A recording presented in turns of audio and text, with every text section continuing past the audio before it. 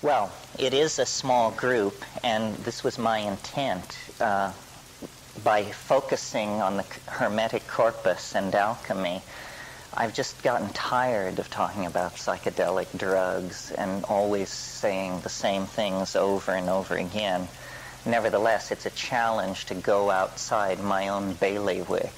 I mean, I've had an interest in Hermeticism and alchemy since I was about 14 and read Jung's Psychology and Alchemy, and it opened for me the fact of the existence of this vast literature, a literature that is very little read or understood in the modern context. The Jungians have made much of it, but to their own purposes, and perhaps not always with a complete fidelity to the intent of the tradition.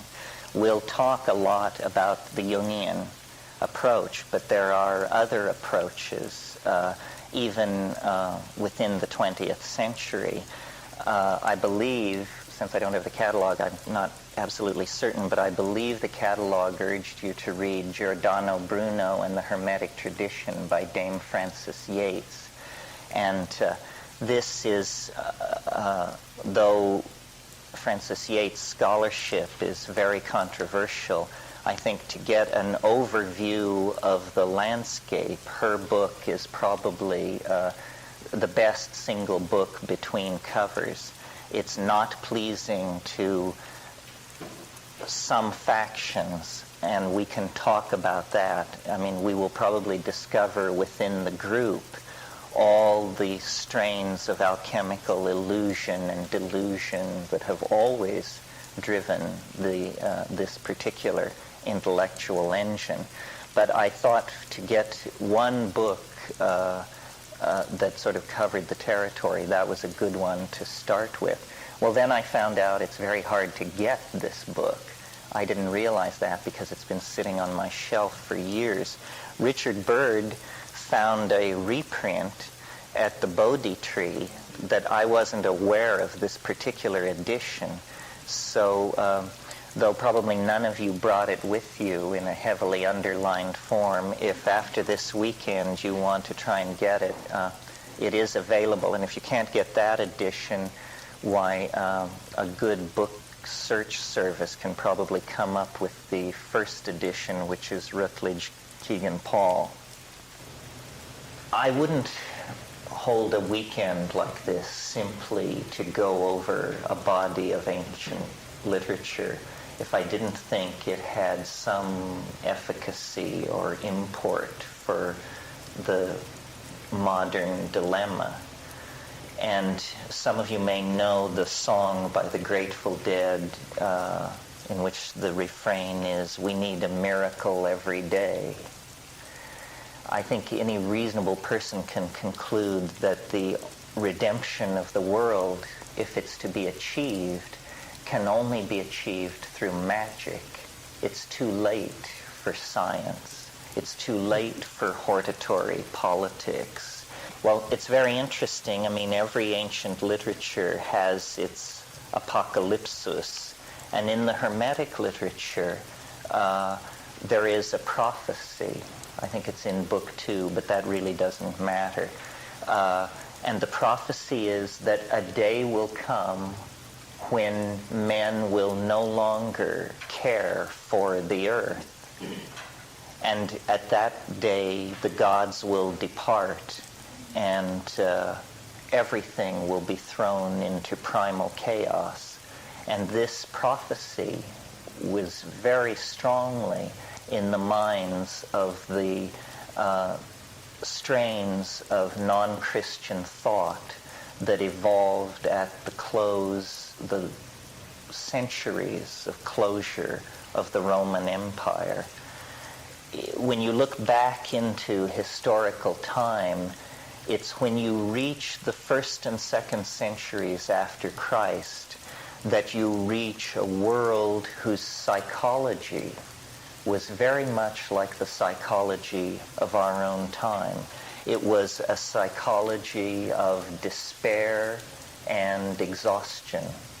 This is because Greek science, which had evolved under the aegis of Democritean atomism and Platonic metaphysics, had essentially come to a dead end in those centuries.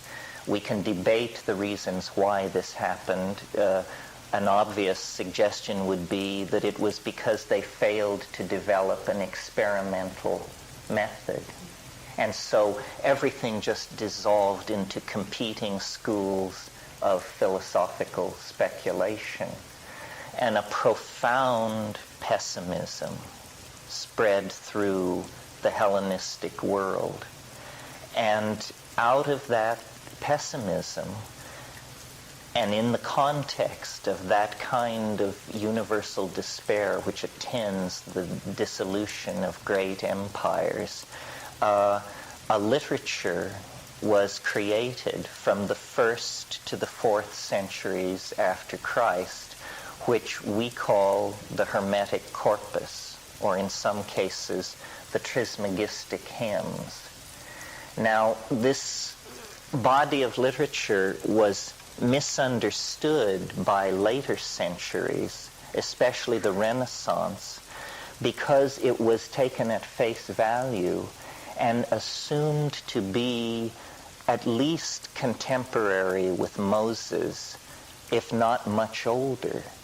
So the Renaissance view of Hermeticism was based on a tragic misunderstanding of the true antiquity of this material. And there are people, hopefully none in this room, who still would have us believe that this literature antedates the Mosaic law, that it is as old as dynastic Egypt. But this is an indefensible position from my point of view. In the early 16th century, a father and son, Isaac and Marie Casaubon, showed through the new science of philology that this material was in fact late Hellenistic. Now, I've always said that I am not a classicist in the Baconian sense, in the sense that there is a certain strain of thought that always wants to believe that the oldest stuff is the best stuff. This is not the case to my mind. To my mind, what is amazing is how recent everything is. So I have no sympathy with the fans of Lost Atlantis or any of that kind of malarkey, because to me what is amazing is how it all is less than 10,000 years old. Anything older than 10,000 years puts us into the realm of an aceramic society relying on chipped flint for its primary technology. What the Hermetic corpus is the most poetic and cleanly expressed outpouring of ancient knowledge that we possess, but it was reworked in the hands of these late Hellenistic peoples, and it is essentially a religion of the redemption of the earth through magic. It has great debt to a tradition called Sabian, which means to me Manichaeanism. And Mandaeanism. And Mandaeanism was a kind of proto-Hellenistic gnosis that laid great stress on the power of life, zoa, bios. And in that sense, it has a tremendously contemporary ring to it. We also are living in the twilight of a great empire.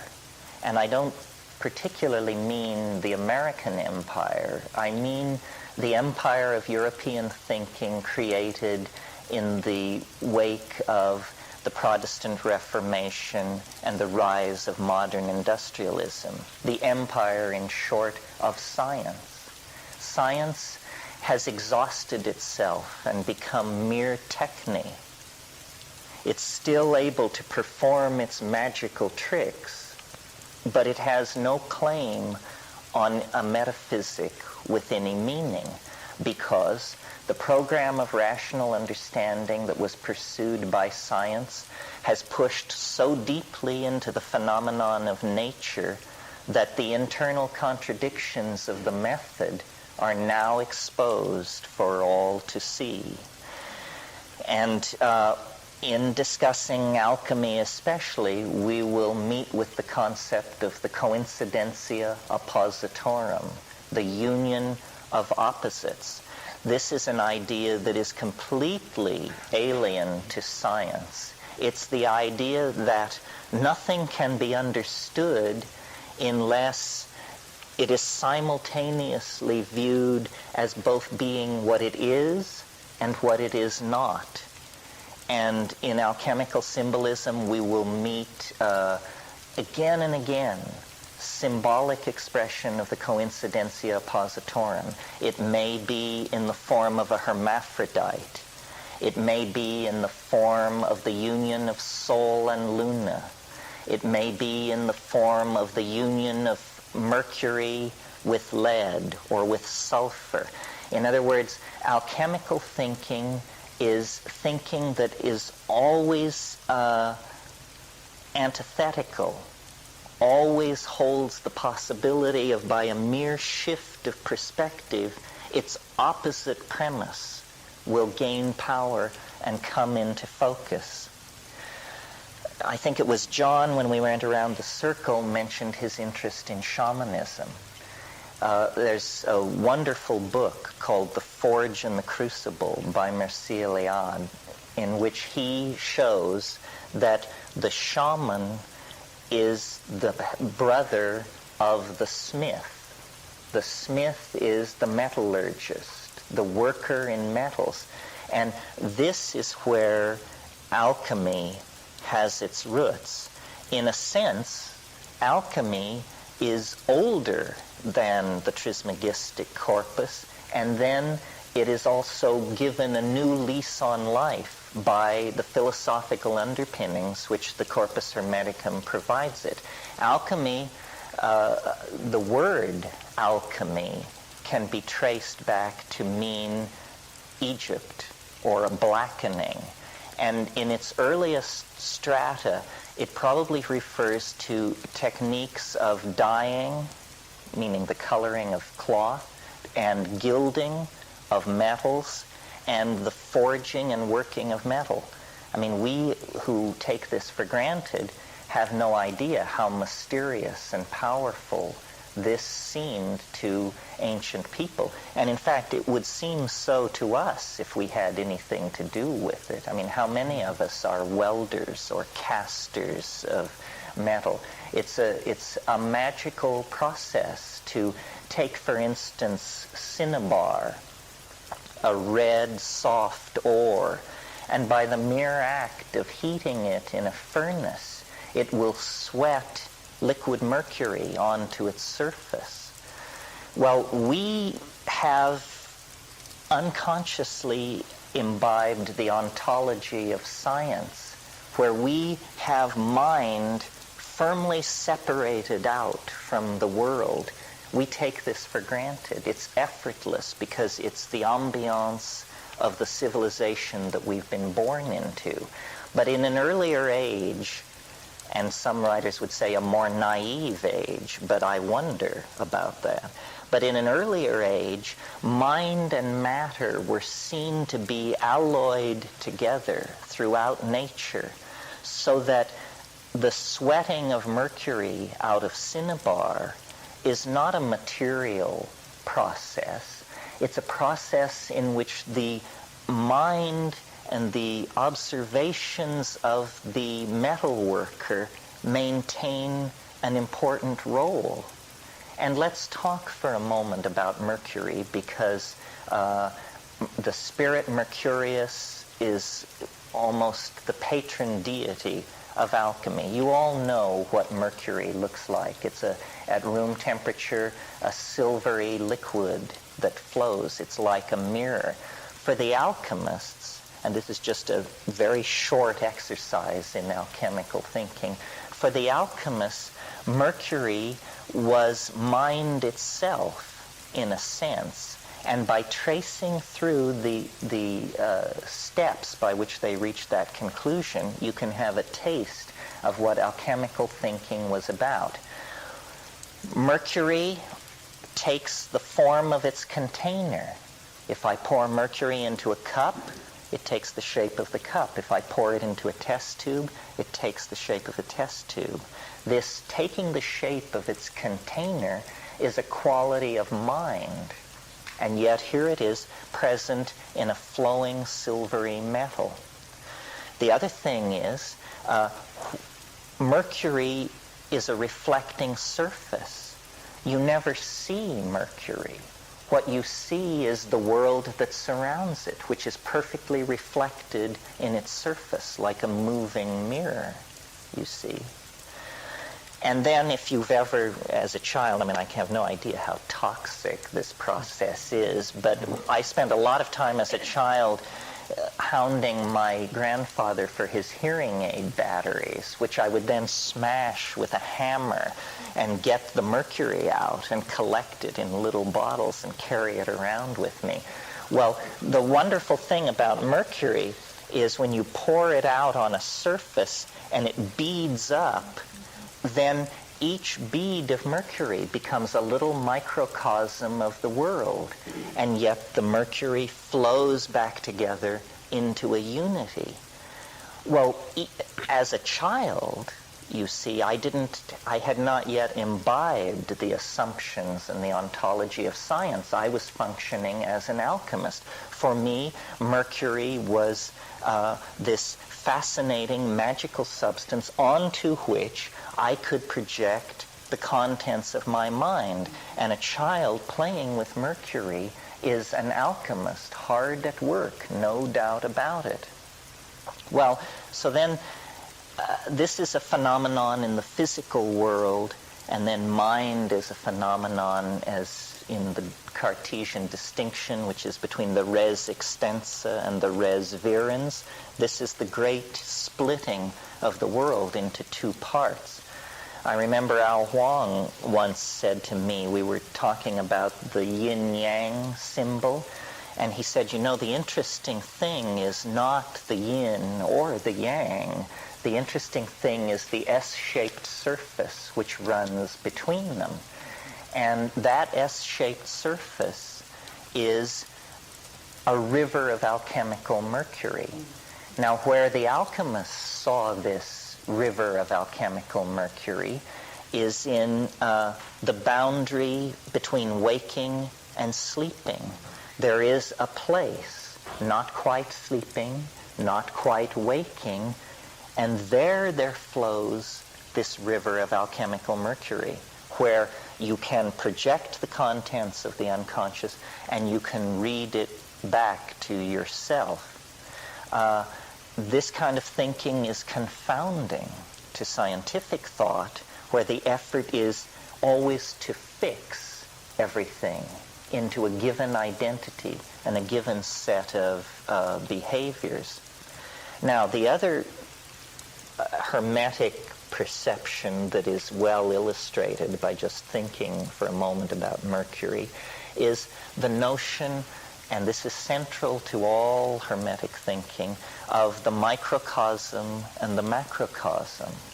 That somehow the great world, the whole of the cosmos, is reflected in the mystery of man, meaning men and women. It's reflected in the mystery of the human mind-body interface. So for an alchemist, it makes perfect sense to extrapolate from these internal, what we call internal psychological processes, to external processes in the world. That distinction doesn't exist for for the alchemist. And I tell you, the longer I live, the more convinced I am that this is just absolutely the truth. The myth of our society is the existential myth, that we are cast into matter, that we are lost in a universe that has no meaning for us, that we must make our meaning. This is what Sartre and Kierkegaard, all those people are saying, that we must make our meaning. It reaches its most absurd expression in Sartre's statement that nature is mute. I mean, this is as far from alchemical thinking as you can possibly get, because for the alchemist, nature was a great book, an open book to be read by putting nature through processes which revealed not only its inner mechanics, but the inner mechanics of the artifacts, the person working upon the material. In other words, the alchemist. Well, in other contexts, I've talked about the importance of language and how our world is made of language. And part of the problem with understanding alchemy is that the language is slipping out of our reach. We are so completely imbued with the Cartesian categories of the res virens, the world of thought, and the res extensa, the world of three-dimensional space, and causality, and the conservation of matter and energy, and so forth, that in order to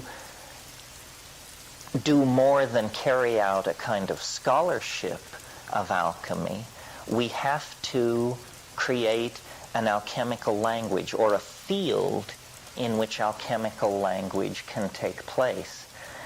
Some of you may have been with me a couple of weeks ago in Malibu when Joan Halifax and I debated the roots of Buddhism. And I think Joan deserves great credit for saying that Buddhism would never have taken root in America were it not for the psychedelic phenomenon. Not that Buddhism is psychedelic, it in fact is fairly touchy about that. But Buddhism would have gotten nowhere in America had not psychedelics created a context for Buddhist language to take root.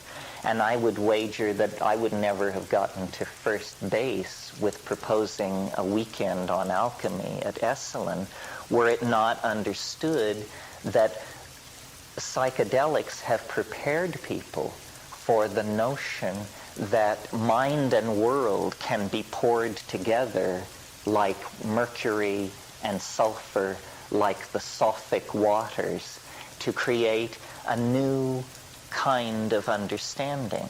Because otherwise, modernity has fixed our minds in the categories of Cartesian rationalism. And so I will not claim, and do not in fact think it's so, that there was anything overtly psychedelic in the sense of pharmacologically based about alchemy. When we look back through the alchemical literature, there's very little evidence that it was pharmacologically driven.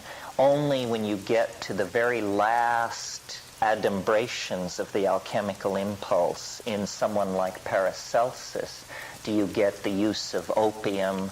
But it is interesting that the great drugs of modern society were accidentally discovered by alchemists in their researches. Distilled alcohol is a product of alchemical work. And then, as I mentioned, opium was very heavily used by the Paracelsian school. But what they possessed was an ability to liquefy their mental categories and then to project the contents of the mind onto these processes and read them back.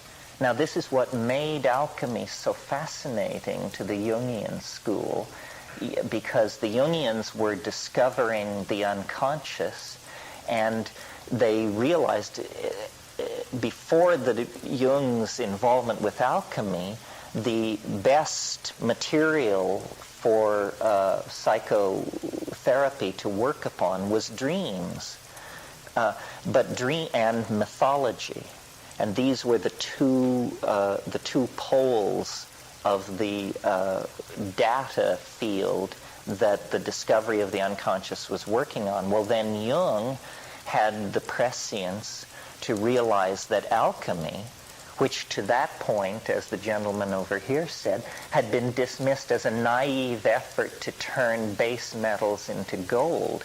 This is the first fiction that you have to absolutely purge from your mind.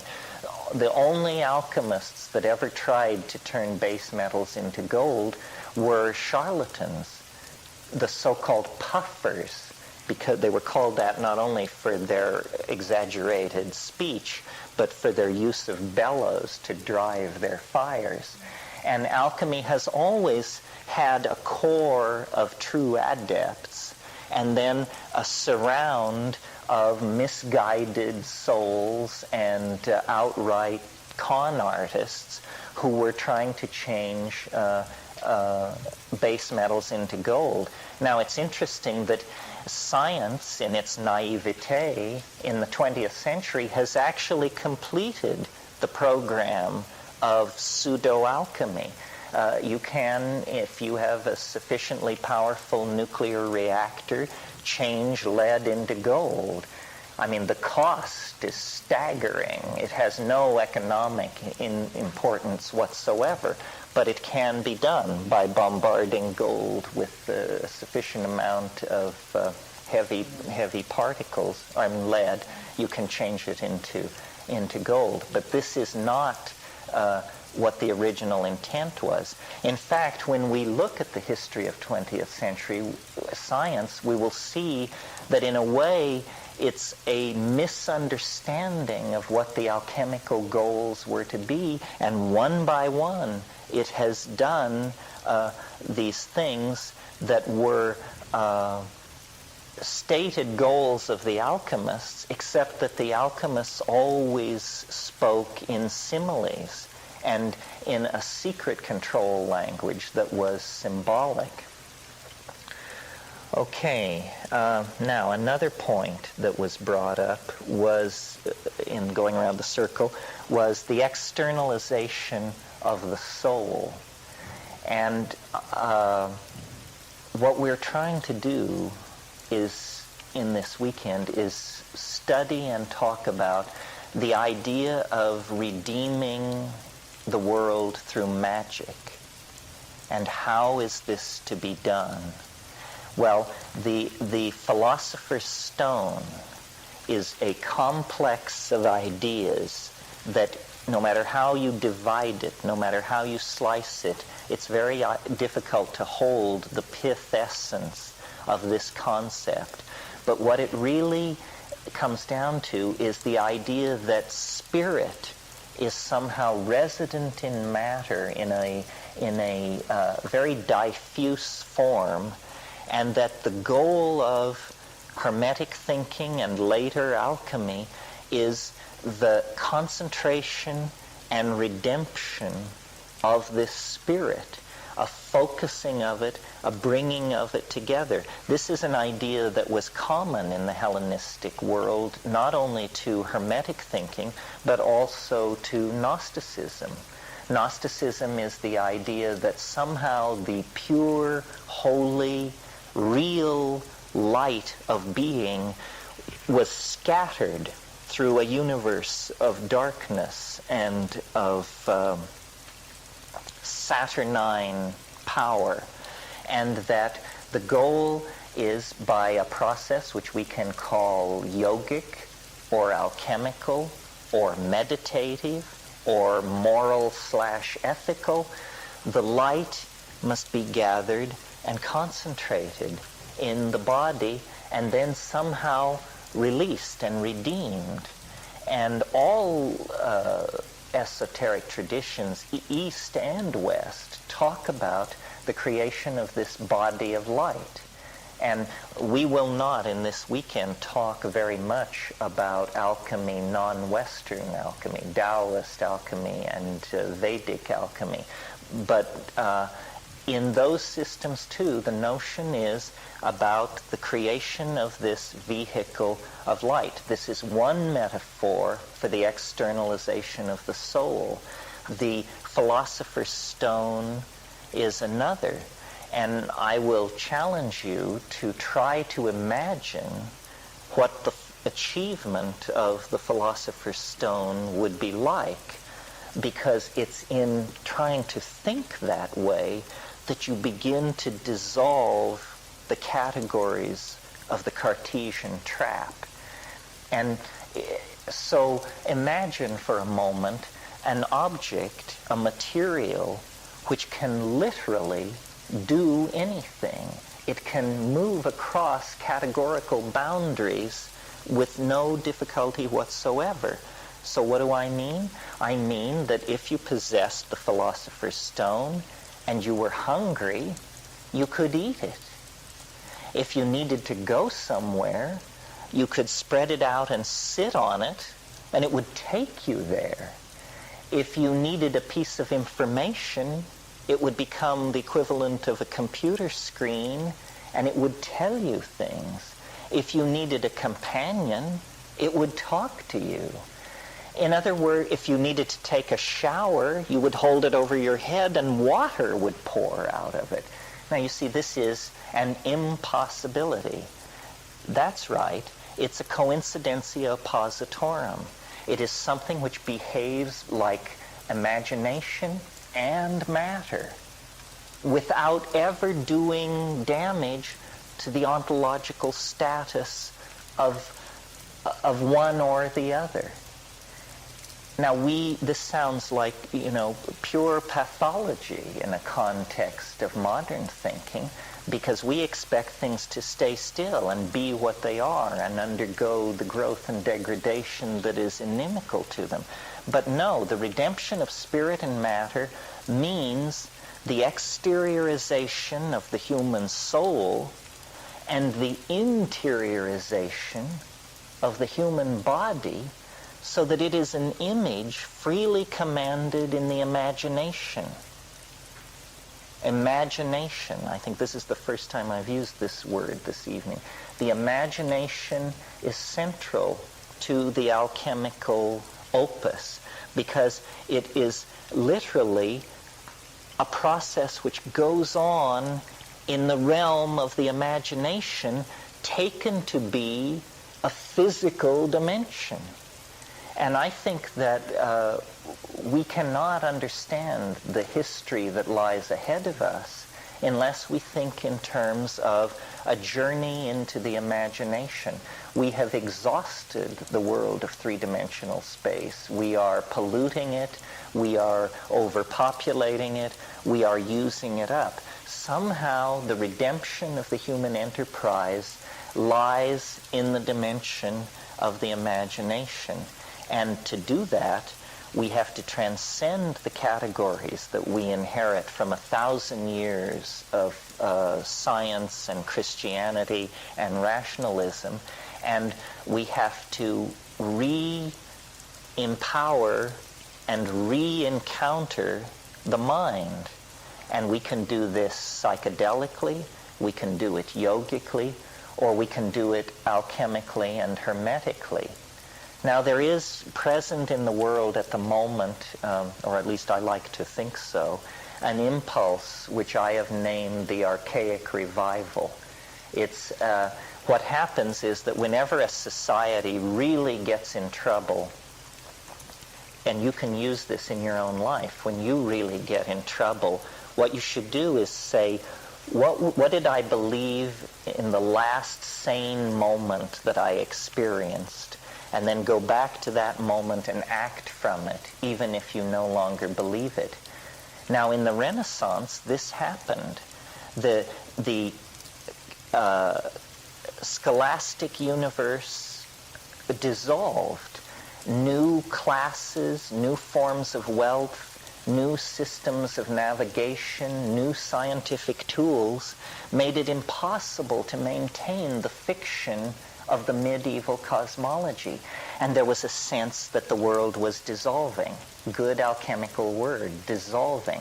And in that moment, the movers and shakers of that civilization reached backwards in time to the last sane moment they had ever known, and they discovered that it was classical Greece. And they invented classicism in the 15th and 16th century. The texts which had lain in monasteries in Syria and Asia Minor, forgotten and untranslated for centuries, were brought to the Florentine Council by people like Gemistus Pletho and others, and translated, and classicism was born. Its laws, its philosophy, its aesthetics. And we are the inheritors of that tradition. But it is now once again exhausted. And our cultural crisis is much greater. It is global. It is total. It involves every man, woman, and child on this planet. Every bug, bird, and tree is caught up in the cultural crisis that we have engendered. Our ideas are exhausted, the ideas that we inherit out of Christianity and its half-brother science, or its bastard child science.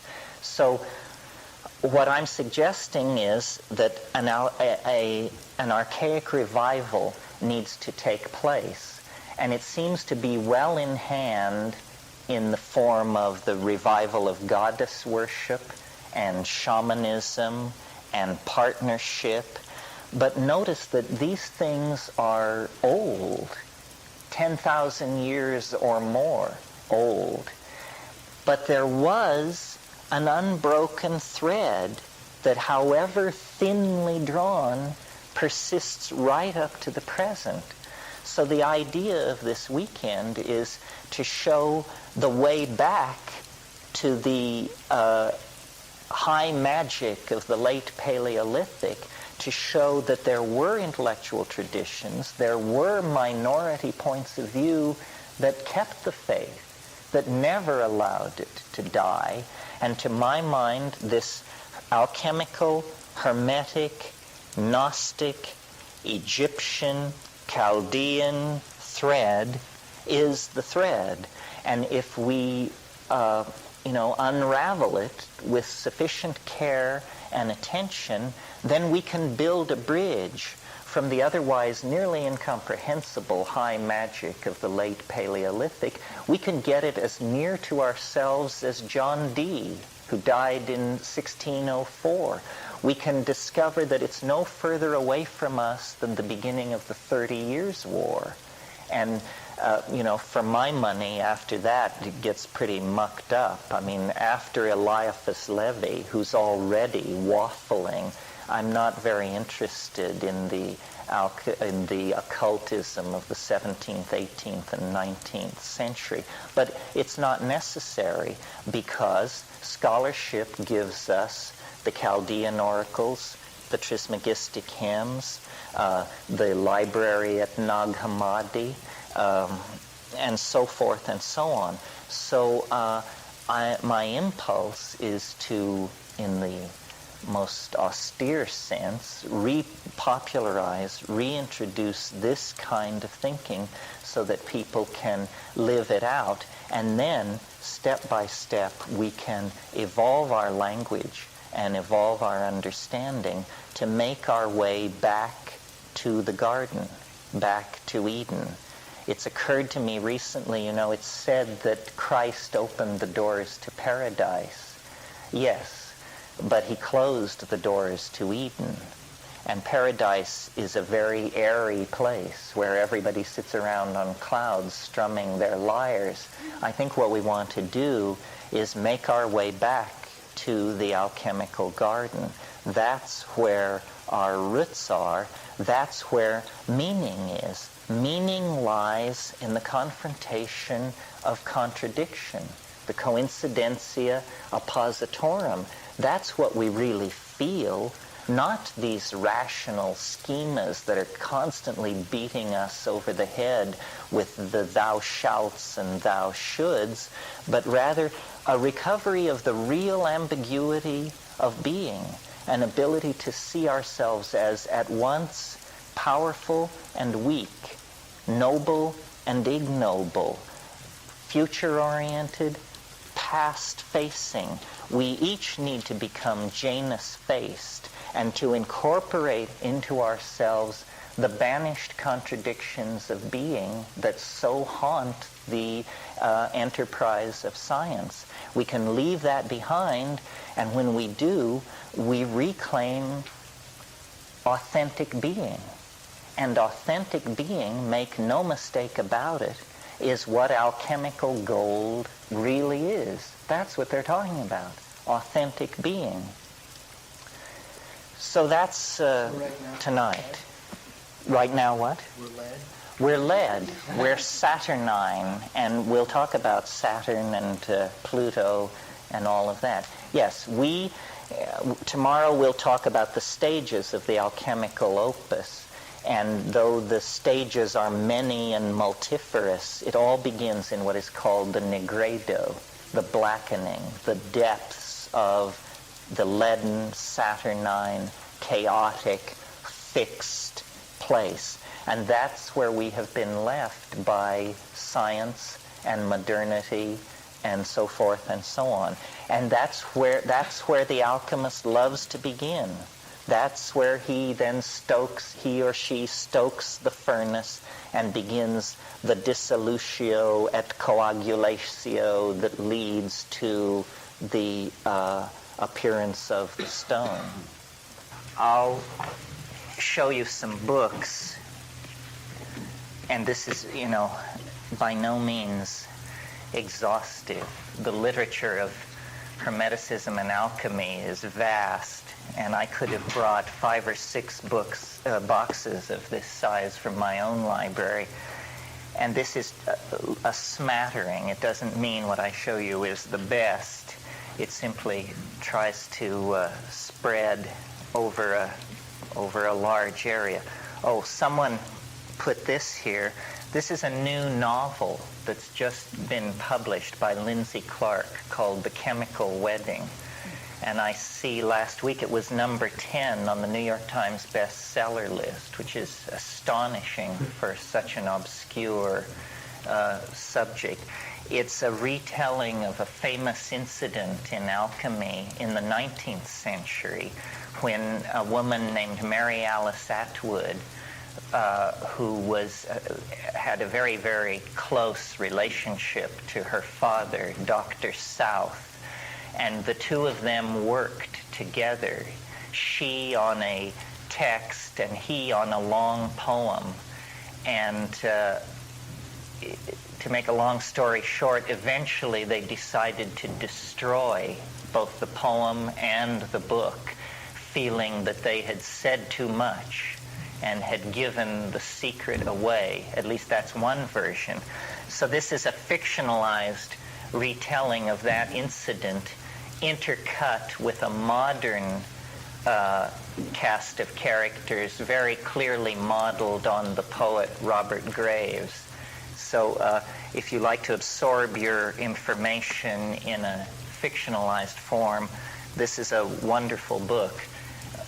John Borman, the movie director, recently optioned this book, the guy who made The Emerald Forest and Excalibur. So we may have an alchemical movie downstream a year or two. A number of compendiums of alchemical texts have been published over the centuries, and if you wish to study alchemy, you have to obtain these. If you're fortunate enough to read French, you should read Festugieri and Berthelot. They collected alchemical texts into encyclopedic-sized volumes, but unfortunately, these have never really come into English. One that did come into English is the Museum Hermeticum Amplificarum et Theatrum, I think, which A.E. Waite who some of you may know for his role in the Golden Dawn, collected. There are about 40 alchemical texts, and all the greats are in here.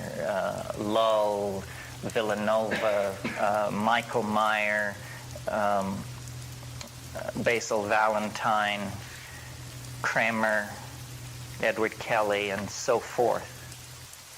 The place to begin, I think, is obviously with the question, who is Hermes Trismegistus? What are we talking about here? I mean, this sounds so incredibly exotic to people. The Renaissance had the concept of what it called the presci theologi. And if my Latin and Greek irritates you, you have to understand you're dealing with a boy from a coal mining town in Colorado. Mm-hmm. So I do mangle these things. The presci theologi were Orpheus, Moses, and primarily Hermes Trismegistus. Hermes Trismegistus was the primary source, from the point of view of the Renaissance, of this whole mystery tradition. And you recall from last night's lecture that this is based on a misunderstanding. The Renaissance believed that Hermes Trismegistus was older than Moses. We know now, thanks to Isaac and Maurice Casaubon, two philologists of the early 17th century, that definitely the Hermetic corpus was composed between the 1st and 2nd centuries after Christ. The method of the Casaubons was to examine the philosophical language of the Corpus Hermeticum and show that there were words and phrases there that were post-Platonic and derivative from philosophers whose dates we have fully in hand. Now, if you go to an occult bookstore, you will find that to this day, this error persists. There are people who still want to claim that this stuff is older than dynastic Egypt. There are even books available. I was in Shambhala a week ago claiming to teach you how to change lead into gold. Well, from my point of view, this just evokes a small smile. The old errors persist. The puffers are still at it. But what Hermes Trismegistus is a character who appears in many guises in these Hermetic dialogues. The Hermetic hymns are usually couched in the form of dialogues between Hermes and his son Thoth. And Thoth takes the role of the uninitiated ingenue who is sitting at the feet of the master. And Thoth asks questions. What is the true nature of the world? What is the true nature of man? And Hermes answers. And the general form of these texts, with exceptions, because there are 20 of them, is an intellectual dialogue which builds to an ecstatic revelation, and then in the wake of the ecstatic revelation there is a hymn of praise to Hermes Trismegistus. Trismegistus means thrice blessed and is sometimes called Hermes triplex, to distinguish this Hermes from all the other Hermes of early, middle, and late Greek thinking. Hermes is, of course, the messenger god, the god of scribes. The reason this ibis-headed being holding a staff is embossed on the cover of each of these books is because this is how Hermes Trismegistus, Thoth Hermes, was imagined. He was associated with the scribe god of the Egyptian pantheon. The two distinguishing factors, at least that stand out for me, that I think you need to incorporate into your thinking about the Hermeticism, two very important concepts. The first is the divinity of human beings, an extraordinarily radical idea in the context of late Hellenistic thinking. We all operate under the spell of the concept of the fall of man, that man is an inferior being, errors were made in the Garden of Eden, and that we are far, far from the nature of divinity. All magic, and all magic in the West is derivative from this tradition, takes the position that man is a divine being. Men and women are divine beings. The Corpus Hermeticum actually refers to man as God's brother. And this is a double-edged perception. It gives tremendous dignity to the human enterprise, but it also raises the possibility of the error of pride and hubris. In the Renaissance, Marcello Ficino boiled this notion down to the aphorism, man is the measure of all things. And you may notice that this is the position really of science, that man is the measure of all things, that it is up to us. We can decide the course of the cosmos. All magic stems from this position. This is why the church was so concerned to stamp out magic, because it assigns man an importance that the church would rather reserve to deity. So that's the first great division between Christian thinking and Hermetic thinking, an entirely different conception of what human beings are. And when we get into the text, I'll read you some of these passages. Now, the second distinguishing factor, and notice that this position on man empowers tremendous freedom. Man is the measure of all things.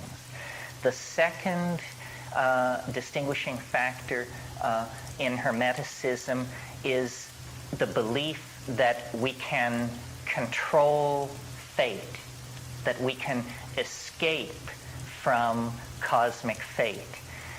The late Hellenistic mindset was, and what you get in the Gnostics is the belief that because of astrology, because of the stars, we are subject to control from these exterior forces. In most Gnostic thinking, the whole concern is to somehow evade what is called the hymarmony, cosmic fate. And in the Gnostic systems, the only way it can be done is by ascending through the shells of cosmic ordering forces, the archons, the planets, the planetary demons, so forth and so on, and then beyond the hymarmony, which is actually thought of as a place in space that you burst through, you transcend fate.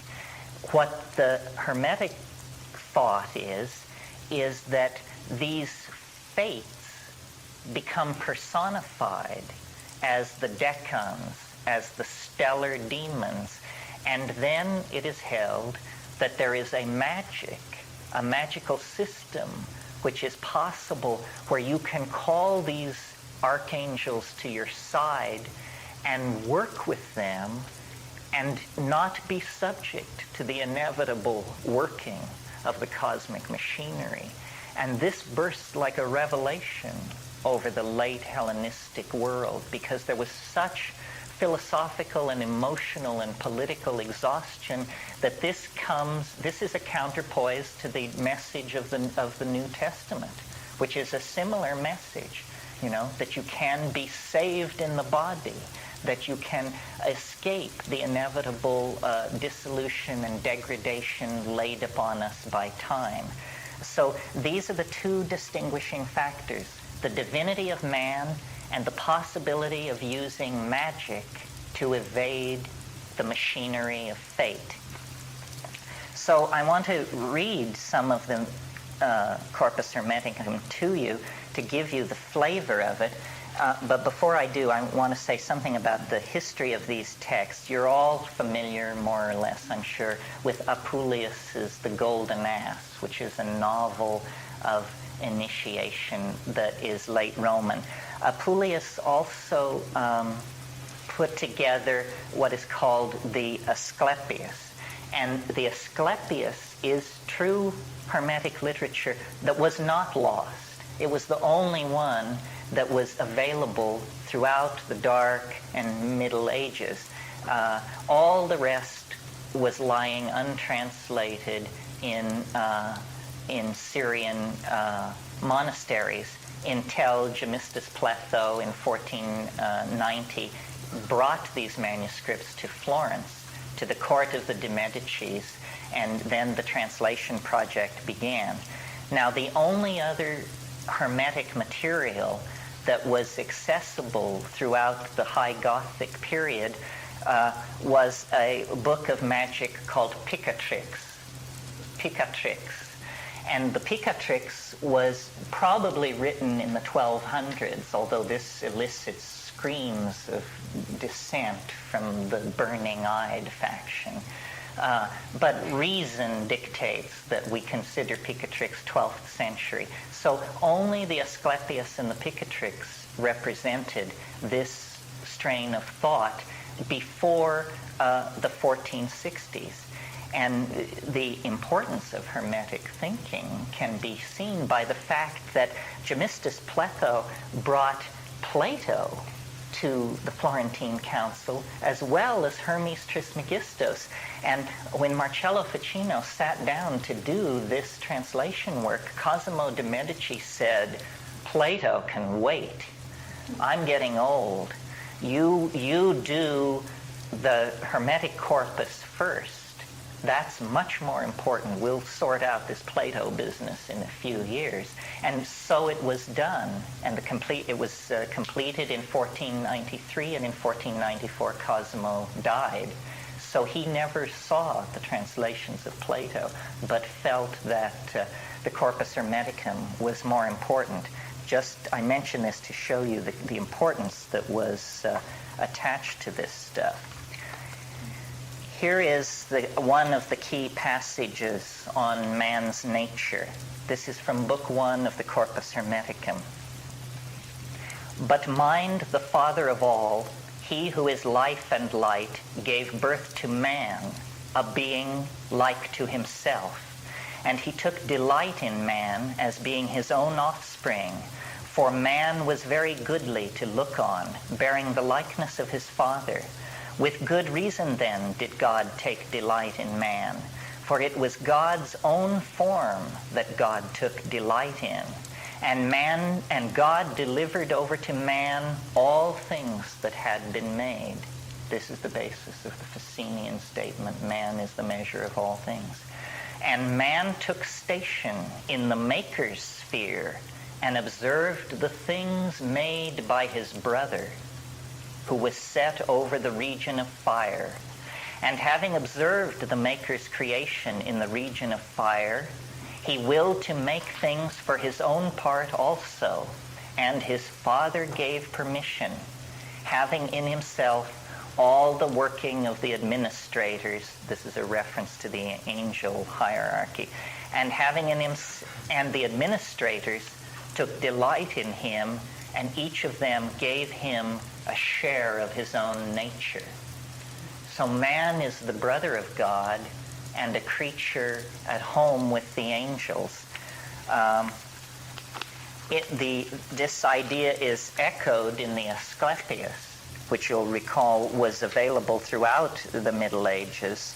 "The range of man is yet wider than that of the demons," meaning the angels. This term is transposable in Hermetic thought. "The individuals of the humankind are diverse and of many characters. They, like the demons, come from above, and entering into fellowship with other individuals, they make for themselves many and intimate connections with almost all other kinds." And then the famous passage, "Man is a marvel then, Asclepius, honor and reverence to such a being. Man takes on him the attributes of a god as though he were himself a god, and he is familiar with the demon kind, for he comes to know that he is sprung from the same source as they, and strong in the assurance of that in him which is divine. He scorns the merely human part of his own nature. How far more happily blended are the properties of man than those of other beings. He is linked to the gods, inasmuch as there is in him a divinity akin to theirs. He scorns that part of his own being which makes him a thing of earth, and all else with which he finds himself connected by heaven's ordering, he binds to himself by the tie of his affection. So this is an incredibly radical conception of what it means to be human, so radical that it is unwelcome even in the present context. Notice the modern feeling of this stuff. I mean, this is not biblical rhetoric. This is philosophical discourse as we know it and carry it out ourselves. This is a passage on the adept and initiation. Now this is, let me see who's speaking here. Thoth speaks to Paimandres. This is book 1.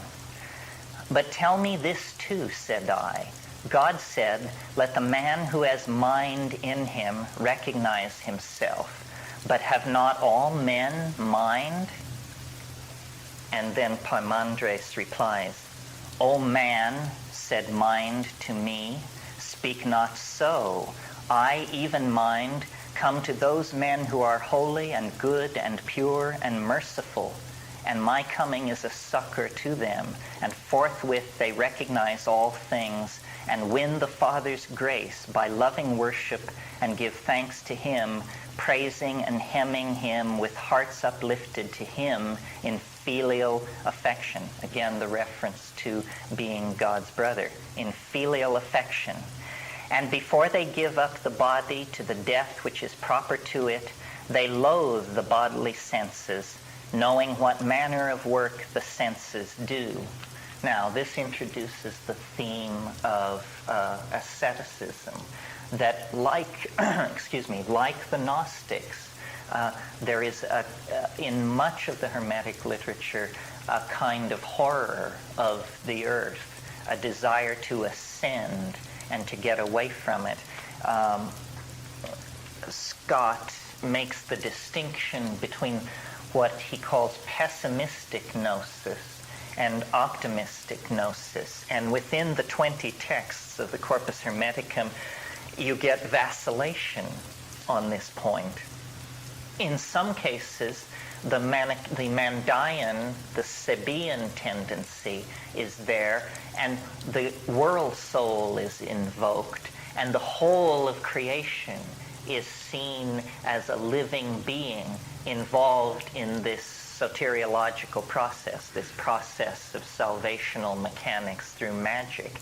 In other texts, this Gnostic horror of matter is very strongly stressed.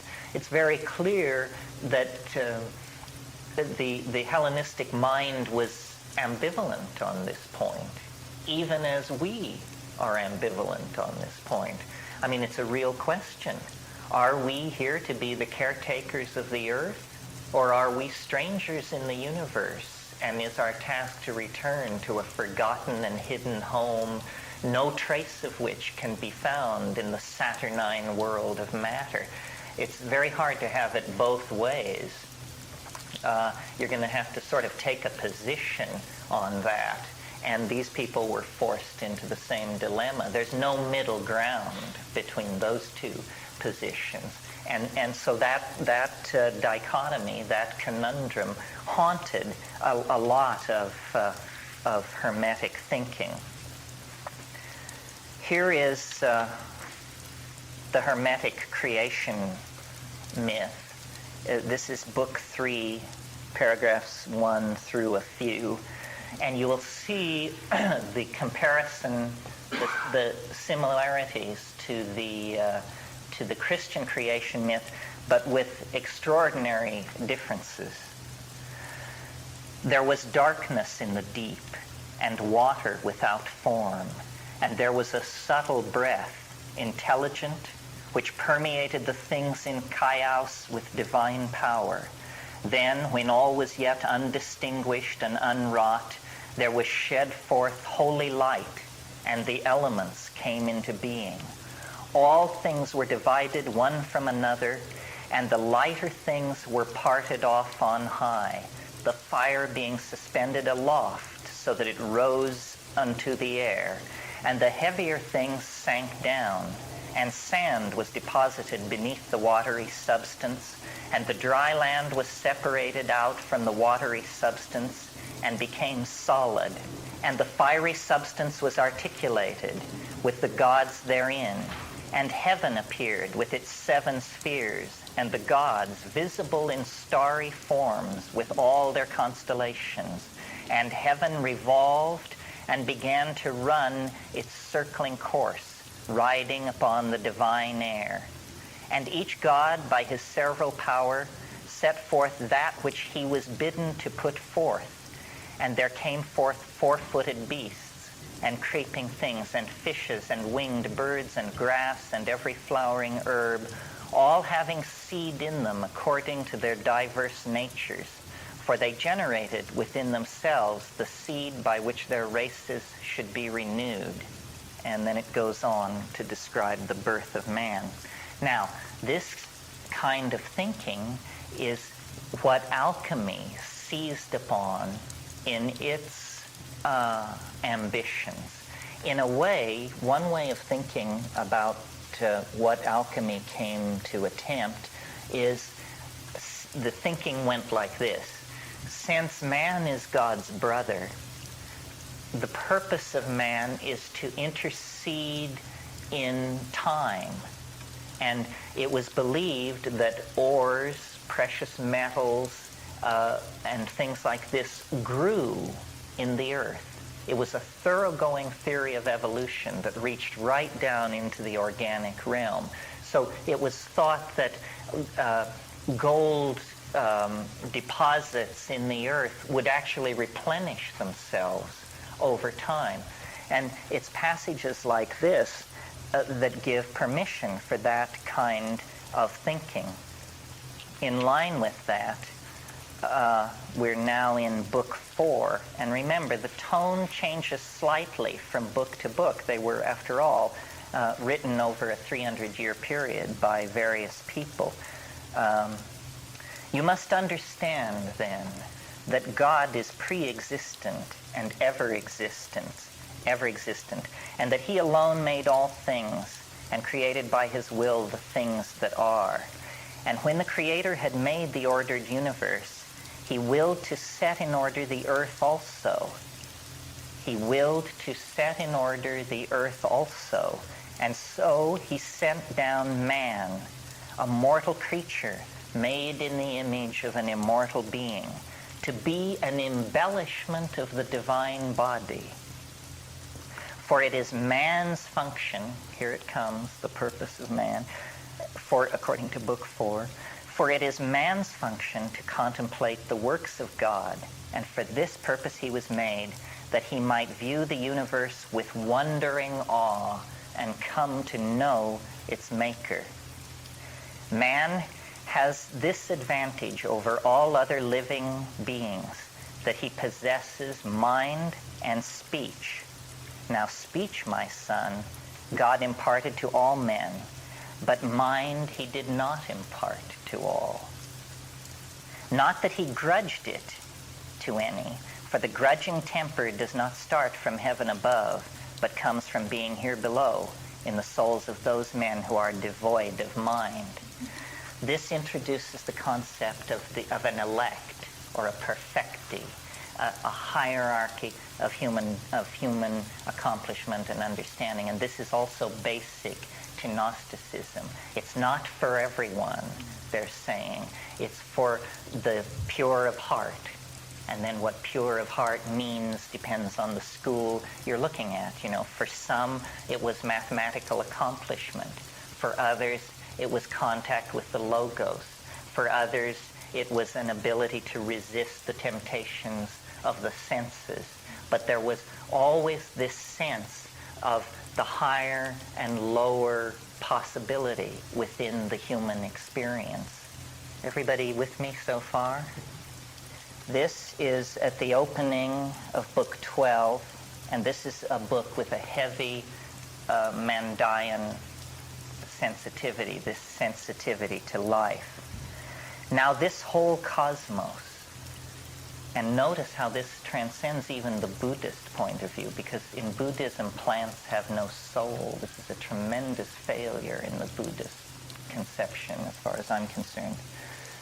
Okay, this is book 12. Now this whole cosmos, which is a great God and an image of him who is greater and is united with him and maintains its order in accordance with that will, is one mass of life, and there is not anything in the cosmos, nor has been through all time from the first foundation of the universe, neither in the whole nor among the several things contained in it, that is not alive. There is not, and has never been, and never will be in the cosmos anything that is dead. For it was the Father's will that the cosmos, as long as it exists, should be a living being, and therefore it must needs be a God also. How then, my son, could there be dead things in that which is a God, in that which is an image of the Father, in that which is one mass of life? Deafness is corruption, and corruption is destruction. How then can any part of that which is incorruptible be corrupted, or any part of that which is a God be destroyed? And there are other passages. This is a good one. This is Book 18. For as the sun, who nurtures all vegetation, also gathers the first fruits of the produce with his rays, as it were with mighty hands, plucking the sweetest odors of the plants, even so we too, having received into our souls, which are plants of heavenly origin, the efflux of God's wisdom, must in return use his service for all that springs up in us. Now this conception that the human soul is a plant is a unique idea. I don't know of another tradition. Those of you who were with us in Ojai, we heard Johannes Wilber talk about how among the Amazon Indians, the Warao, the men actually marry trees. They actually take trees as their wives, a tree, and it is a man's job throughout his life to take care of this tree with the same tenderness and attention that he lavishes on a living wife. This is a more radical conception than that. This is the conception that the most important part of us is a plant. It reminds me of the joke that I occasionally make in these groups, the notion that animals are something invented by plants to carry them from place to place. Well, according to this, that's right on. So the sensitivity to the vegetative nature of the world is so great that it raises the plant to be the pith essence, the soul of man, the brother of God. So you see, the valuation of the vegetative universe here is of an extremely radical type. Yes, Kanoa. I was just going to ask if that upper echelon section of humanity that was given the mind, was that predetermined at birth, or can someone develop a mind? No, it is not predetermined. It is something that is acquired through cultivation of a relationship to, in the Hermetic language, nous, the higher mind, and in the Gnostic language, logos, the informing spirit. But yes, no, the whole thrust, yes, and the nothing is predetermined in the Hermetic system, because through magic we can overcome the energies of cosmic fate. This is the great good news of Hermeticism, that we are not subject to fate. We should probably talk a little about this logos concept. This is something which seems very alien to modern people unless they are psychedelically sophisticated. The logos was the sine qua non of Hellenistic religion, and what it was an informing voice that spoke in your head or your heart, wherever you want to put it, and it told you the right way to live. You get this idea even in the later Old Testament, where it's said that the truth of the heart can be known, that it is no great dilemma to know good from evil. You simply inquire of your heart, is it good or evil? And you will discover a voice which will tell you. And all the great thinkers of this Greco-Hellenistic period sought and cultivated the logos. Plato had his demon. Everyone sought the informing voice of the nous. That's what it's called in Neoplatonism, and then in Hermeticism. In Hermeticism, and then in Gnosticism, the logos. Now, for modern people, for me, the only way I've ever had this experience is in the presence of psychedelic substances. And then it is just crystal clear. There is no ambiguity about it. Somehow it's possible for an informing voice to come into cognition that knows more than you do. It is a connection with the collective unconscious, I suppose, that is convivial, conversational, and just talks to you about the nature of being in the world and the nature of your being in the world. It's puzzling to us because it seems so remote. For us, a voice in the head or the heart is pathology. And you may know the famous story of, in the 1st century, some fishermen were off the shore of the island of Argos in the Mediterranean Sea, and they heard a great voice from the sky, and the voice said, "Great Pan is dead. Great Pan is dead." Well, people like Lactantius and Eusebius, these patristic fathers, the people who built Christianity, who took the Gospels and turned it into a world religion, they took this annunciation from the sky of the death of Pan as the annunciation of the change of the aeon. In other words, by the aeon, I mean these roughly 2,000-year periods that are associated with the equinoctial precession. Do you all understand how this works? That over 26,000 years, the heliacal rising of the solstitial sun slips slowly from one house to another. And around AD 100, there's argument because these things are never precise, but around AD 100, the age of Pisces began, and the previous aeon ceased. And the cosmic machinery, the great gears of the largest scale of the cosmic machinery, clicked past a certain point and into the age of Pisces. And this was then taken as very fortuitous for Christianity, because Christ was associated with the sign of the fish and was seen as a Piscean movement. But I believe that it's entirely possible that the Logos at that moment, that rough moment in time, fell silent, and that it has been silent for 2,000 years. And what we have had then is the exegesis of text and noetic archaeology of the sort we're carrying on here.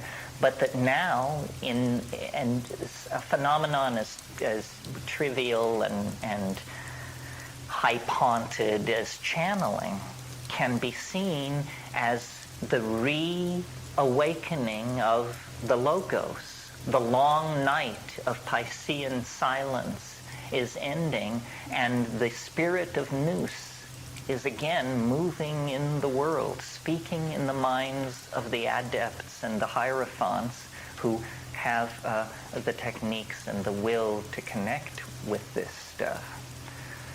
I don't know how I got off on that, but obviously this kind of literature can be seen as the last message from the fading Logos, the last statements before the change of the aeon rendered this control language very difficult and non-intuitive and somewhat incomprehensible.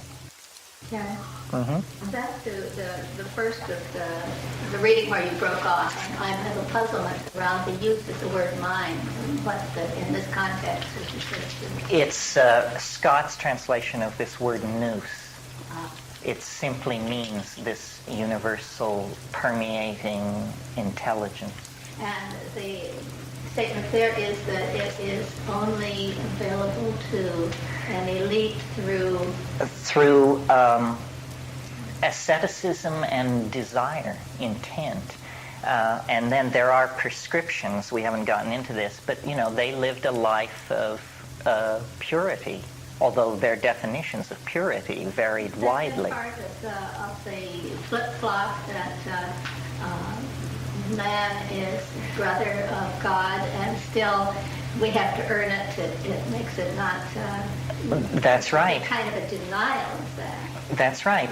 No, this persists right up until, to this moment. But for instance, the quote I always love is from Thomas Hobbes' Leviathan.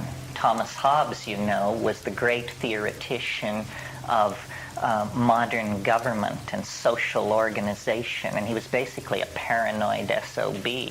And he says, in the Leviathan, he says, man to man is like unto an errant beast, and man to man is like unto a god. And it's absolutely true, Our noblest aspirations and our most hideously dehumanizing activities take place in the context of our relationship to other people. This is what the alchemists were trying to do, you see. They were trying to separate the gold from the dross. They were trying to take the errant beast, and when we look at alchemical art, we will see dragons, dogs, pigs. We will see the errant beasts, and we will see the angelic beings that are trying to be separated out of our nature. This is within each and every one of us.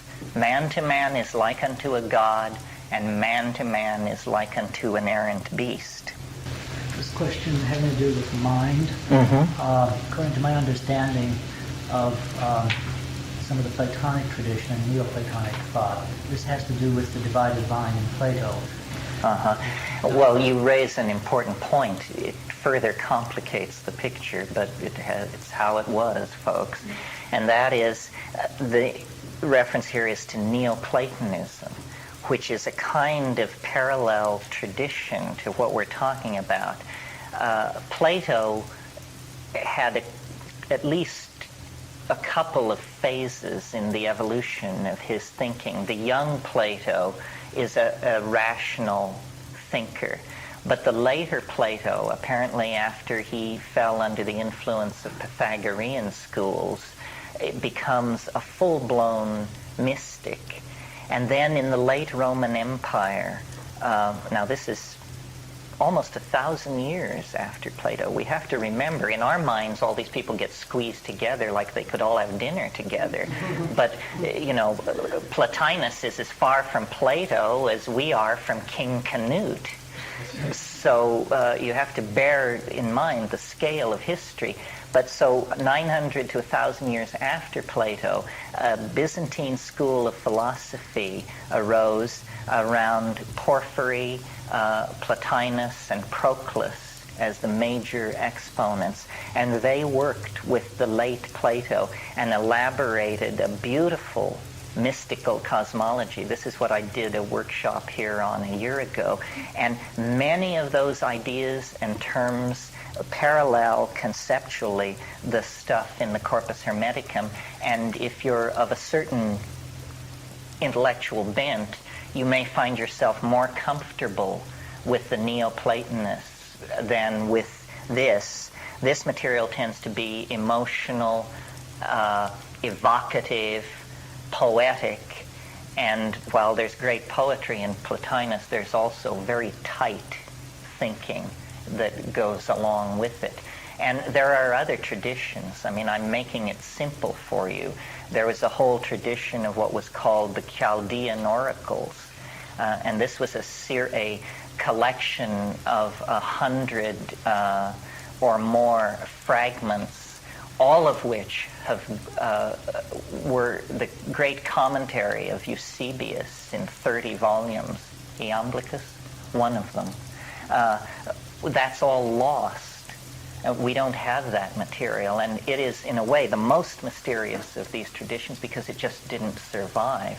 And it may be that the Chaldean oracles, is the missing link to push this stuff back several centuries deeper into time, because the Chaldean oracles may actually be pre-Platonic. There's considerable evidence of that. But these are very arcane matters. I mean, you have to give yourself over to a lifetime of learning these languages and the philology of these languages to penetrate this stuff. The Hermetic corpus was largely Alexandrine. There were also Christian Platonists in Alexandria. There were certain centers: Rome, Byzantium, Alexandria, Heliopolis in Egypt was a cult site that was maintained for a very long time. If you're interested in this stuff but you don't like to absorb it this way, Flaubert, of all people, the Flaubert of Madame Bovary, wrote an incredible novel called The Temptation of St. Anthony, and in which he describes 2nd century Alexandria in a fictionalized form and gives you a real flavor for the intellectual complexity of the Alexandrine world. You see, Christianity had not yet gelled. It was many things. So you not only have Gnostics of 5 or 6 schools, Simonists, Valentinians, Basilidians, and so forth, but you also have Christians, a number of cults calling themselves Christians, that were also in furious competition: Docetists, Montanists, and later Nestorians. There were Gymnosophists from India, people who were actually carrying yogic doctrines into the Mediterranean world. Plus you then have all the surviving cults of the older Egyptian strata, the cults of Isis and Cybele and Adonis and Dionysius, and it just goes on and on. I mean, the richness of this intellectual world is there's nothing comparable in our experience. And it shows the passion with which people were trying to understand the dilemma of a dying world, because this is what they were confronted with. The intellectuals of the empire could feel it all slipping through their hands. And Flaubert gives a wonderful picture of this. I mean, Flaubert has a very romantic streak, and it's like smoking hashish to read this book. I mean, the attention to fabric and architecture and food and odor. And then because the subject matter is the temptation of St. Anthony, it's an excuse to describe these temptations in all their sensual richness and erotic kinkiness. And it's a wonderful way to absorb this material. But, Yeah. Somebody else raised the point about the elitism or an elite group of people. And if one considers society as you had in Alexandria or some of the large centers, well, the only people who really had access to this were people who, first of all, had money. And, Correct. And who were well educated. Could read. And could, yeah. Yes, you had to be able to read. There already you have an elite group. That's right. That's right. No, very definitely. What survives from a civilization is its literatures. And these literatures are usually the production of an elite. And we have to remember, don't have any illusions about the Roman Empire. I mean, I always think of the wonderful description, I don't even know why it's there, but Boris Pasternak in Dr. Zhivago goes off on a rip about ancient Rome, and he describes it as a bargain basement on 3 floors.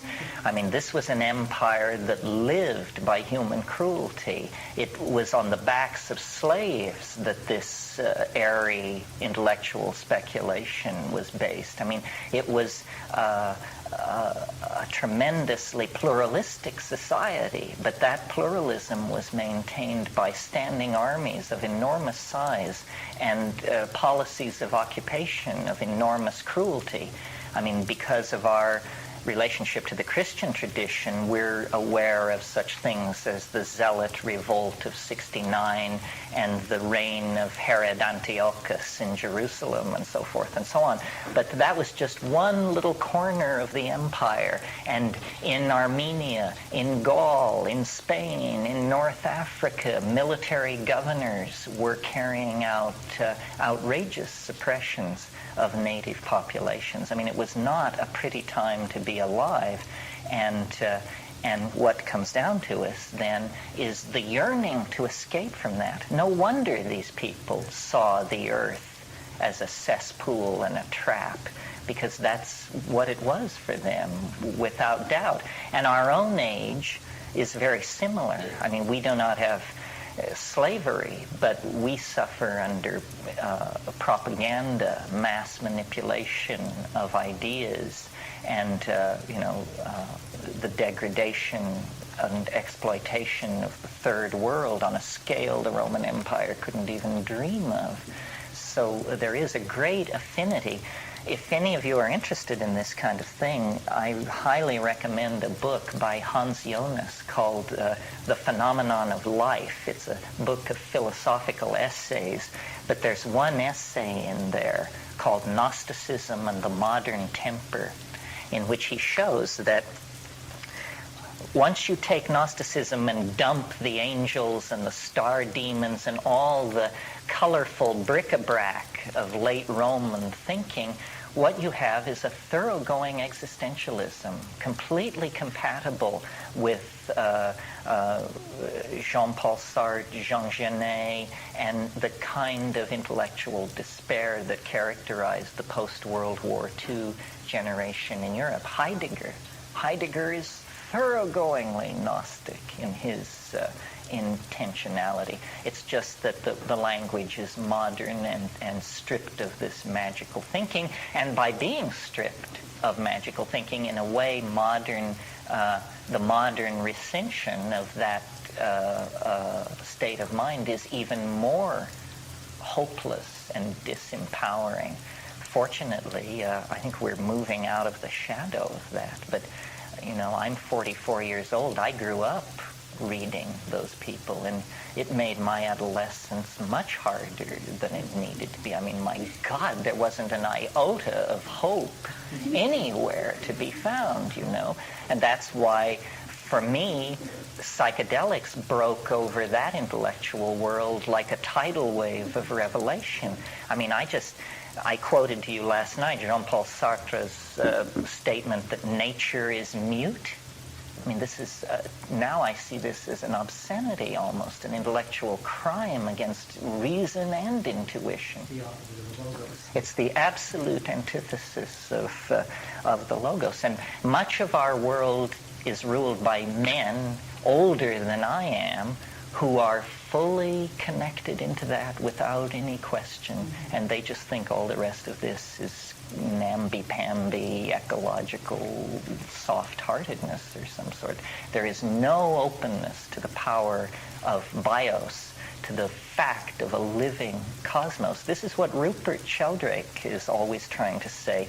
The reinvestiture of spirit into matter, the rebirth of the world soul, is a necessary concomitant to what we now understand about the real nature of the world. In a way, the theory of evolution, which was born in the 1850s, is the beginning of the turning of the tide. Because even though the first 100 years of evolutionary theory was fantastically concerned to eliminate teleology, eliminate purpose, nevertheless, nobody ever understood that except the hardcore evolutionists. To everybody else, evolution meant ascent to higher form. And I once heard someone say, if it doesn't have to do with genes, it ain't evolution.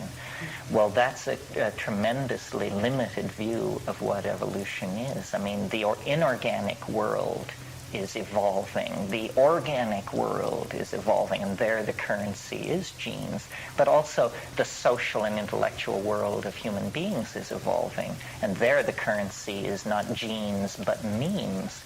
So that idea, it carries with it the implication of ascent to higher form, and correctly broadened and understood becomes permission for a return to optimism and to the kind of hope that these folks were trying to articulate. It seems to me that mind is, if it is available through trial, then we're back in a separation. I got it, you don't, or sometimes I do it. And this is, to me, a false separation. Yes, you're right, but it's a separation necessary for philosophical discourse. That's why philosophical discourse is not the top of the mountain. Language itself is the process of making distinctions that are false. This is why all language is a lie. This is why the ultimate truth lies in something unspeakable. But the ascent to the unspeakable is through this kind of philosophical analysis. Let me see, that reminds me of something, but does somebody else have something they want to... Language is only the vehicle. Well, it's the vehicle, but eventually there's no road, and you have to park the vehicle and get out and walk, I think. And that's the journey. Plotinus, the great Neoplatonist, has this wonderful phrase. He calls the mystical experience the flight of the alone to the alone. And I love this image. It's so uncompromising, and it's about as true as something can be and still move in the realm of language. Because it's saying, finally words fall away, and finally there is only that which cannot be said. Many of you who've stuck with me know that I love to quote this poem by this obscure poet who died in the trenches of France in the First World War, Trumbull Stickney. And he wrote a poem called Meaning's Edge. And the punchline goes like this. Meaning's Edge.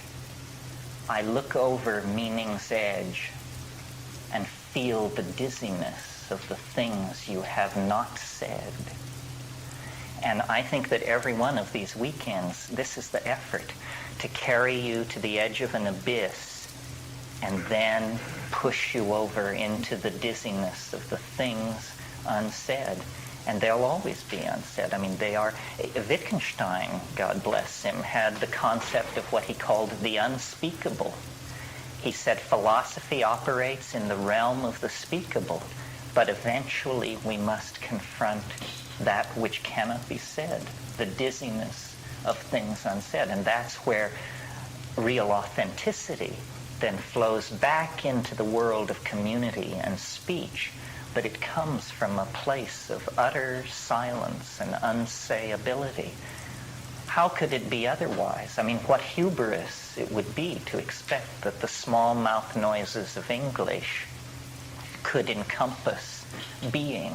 I mean, that's a primary error that all philosophy chooses to make at the beginning of its enterprise in order to set up shop at all.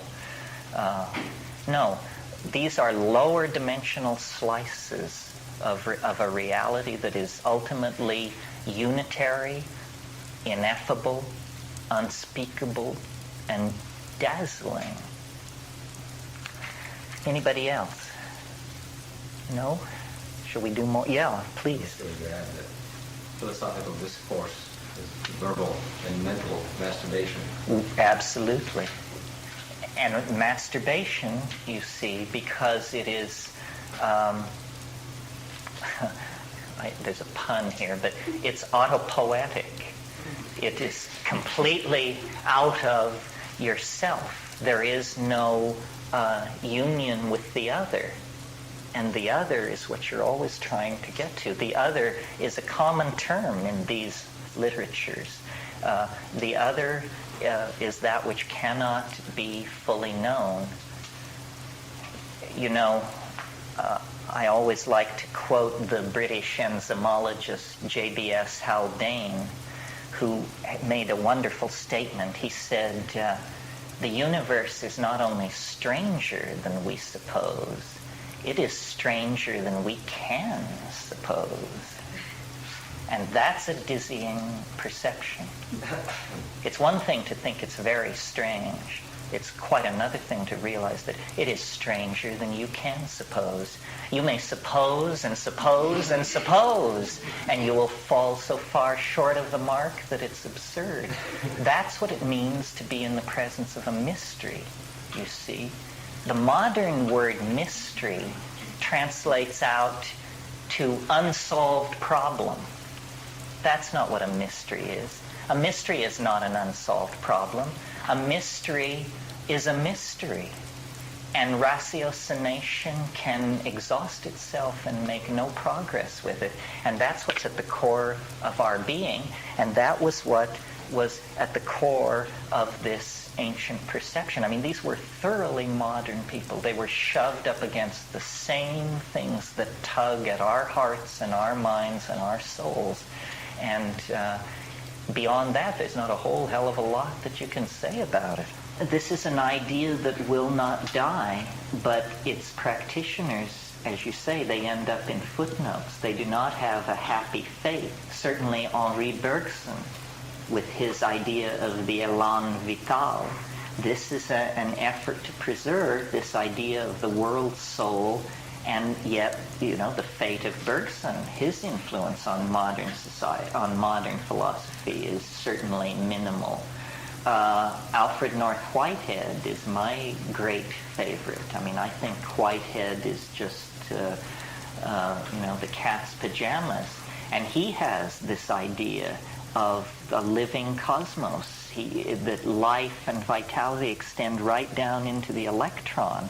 And yet, in spite of his mathematical contributions, the fact that he wrote Principia Mathematica with Bertrand Russell, Whitehead is not taught. I mean, there's one university in this country where they take him seriously.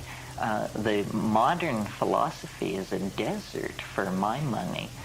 And who cares about it? Nobody cares about it. Who's living their life according to the conceptions of modern philosophy? Nobody, as far as I can see.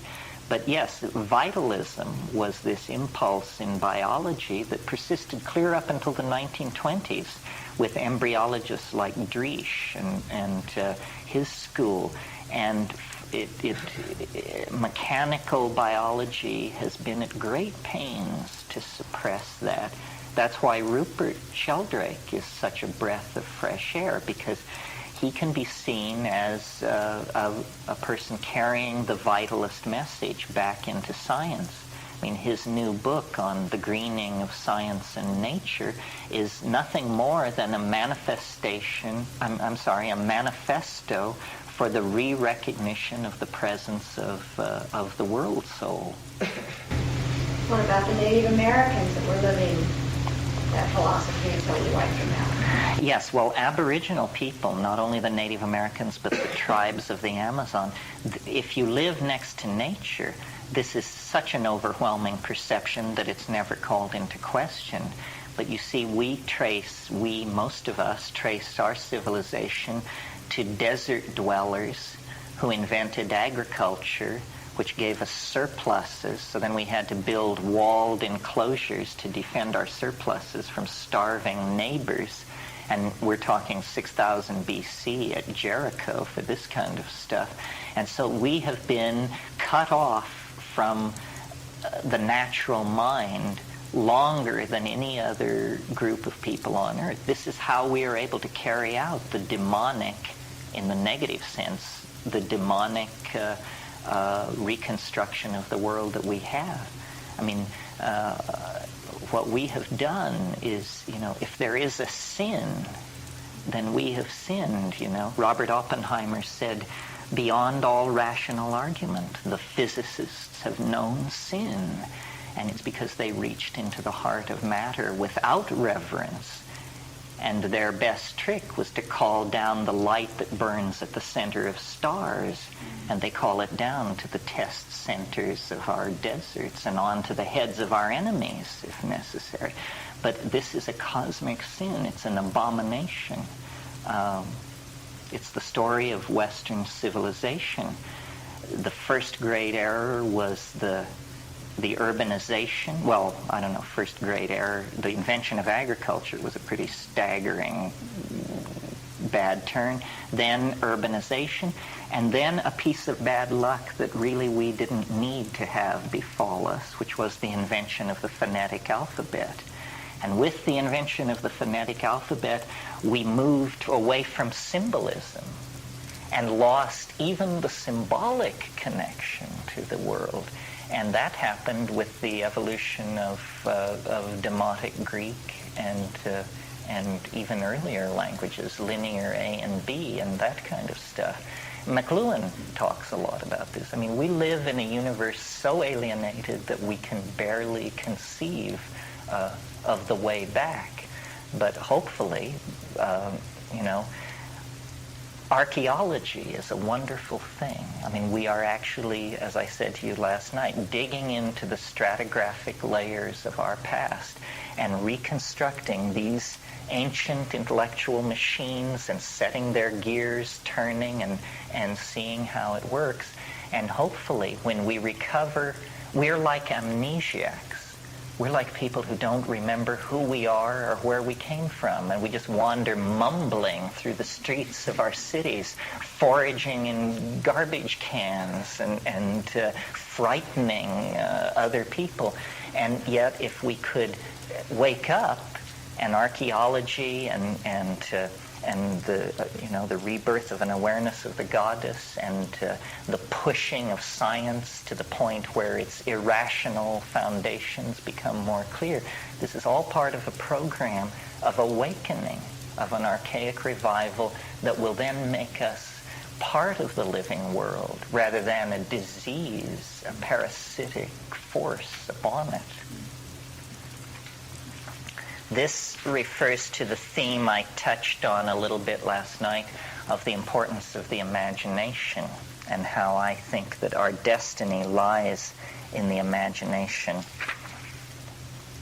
God is ever existent and makes manifest all else, but he himself is hidden because he is ever existent. He manifests all things but is not manifested. He is not himself brought into being in images presented through our senses, but he presents all things to us in such images. It is only things which are brought into being that are presented through sense. Coming into being is nothing else than presentation through sense. This is so thoroughly modern, it's just staggering. I mean, it's, for 1,000 or 1,500 years, people couldn't say anything that clearly. It is evident then that he who alone has not come into being cannot be presented through sense, and that being so, he is hidden from our sight. But he presents all things to us through our senses, and thereby manifests himself through all things and in all things, and especially to those whom he wills to manifest himself. For though thought alone can see that which is hidden, inasmuch as thought itself is hidden from sight, and if even the thought which is within you is hidden from your sight, how can he, being in himself, be manifested to you through your bodily eyes? But if you have power to see with the eyes of the mind, then, my son, he will manifest himself to you. For the Lord manifests himself ungrudgingly through all the universe, and you can behold God's image with your eyes and lay hold on it with your hands. To my mind, this is the permission for the psychedelic experience, that we lay hold of the image of the ineffable through the eyes. If you wish to see him, think on the sun, think on the course of the moon, think on the order of the stars. The sun is the greatest of the gods in heaven. To him, as to their king and overlord, all the gods of heaven yield place. And yet this mighty God, greater than earth and sea, submits to have smaller stars circling above him. Who is it then, my son, that he obeys with reverence and awe? Each of these stars, too, is confined by measured limits and has an appointed space to range in. Why do not all the stars in heaven run like and equal courses? Who is it that has assigned to each its place and marked out each for the extent of its course? And then it goes on and on. And then here is an amazing modern anticipation of modernity. Would that it were not possible for you to grow wings and soar into the air. Poised between earth and heaven, you might see the solid earth, the fluid sea, and the streaming rivers, the wandering air, the penetrating fire, the courses of the stars, and the swiftness of the movement with which heaven encompasses all. What happiness were that, my son, to see all these borne along with one impulse, and to behold him who is unmoved moving in all that moves, and him who is hidden made manifest through his works.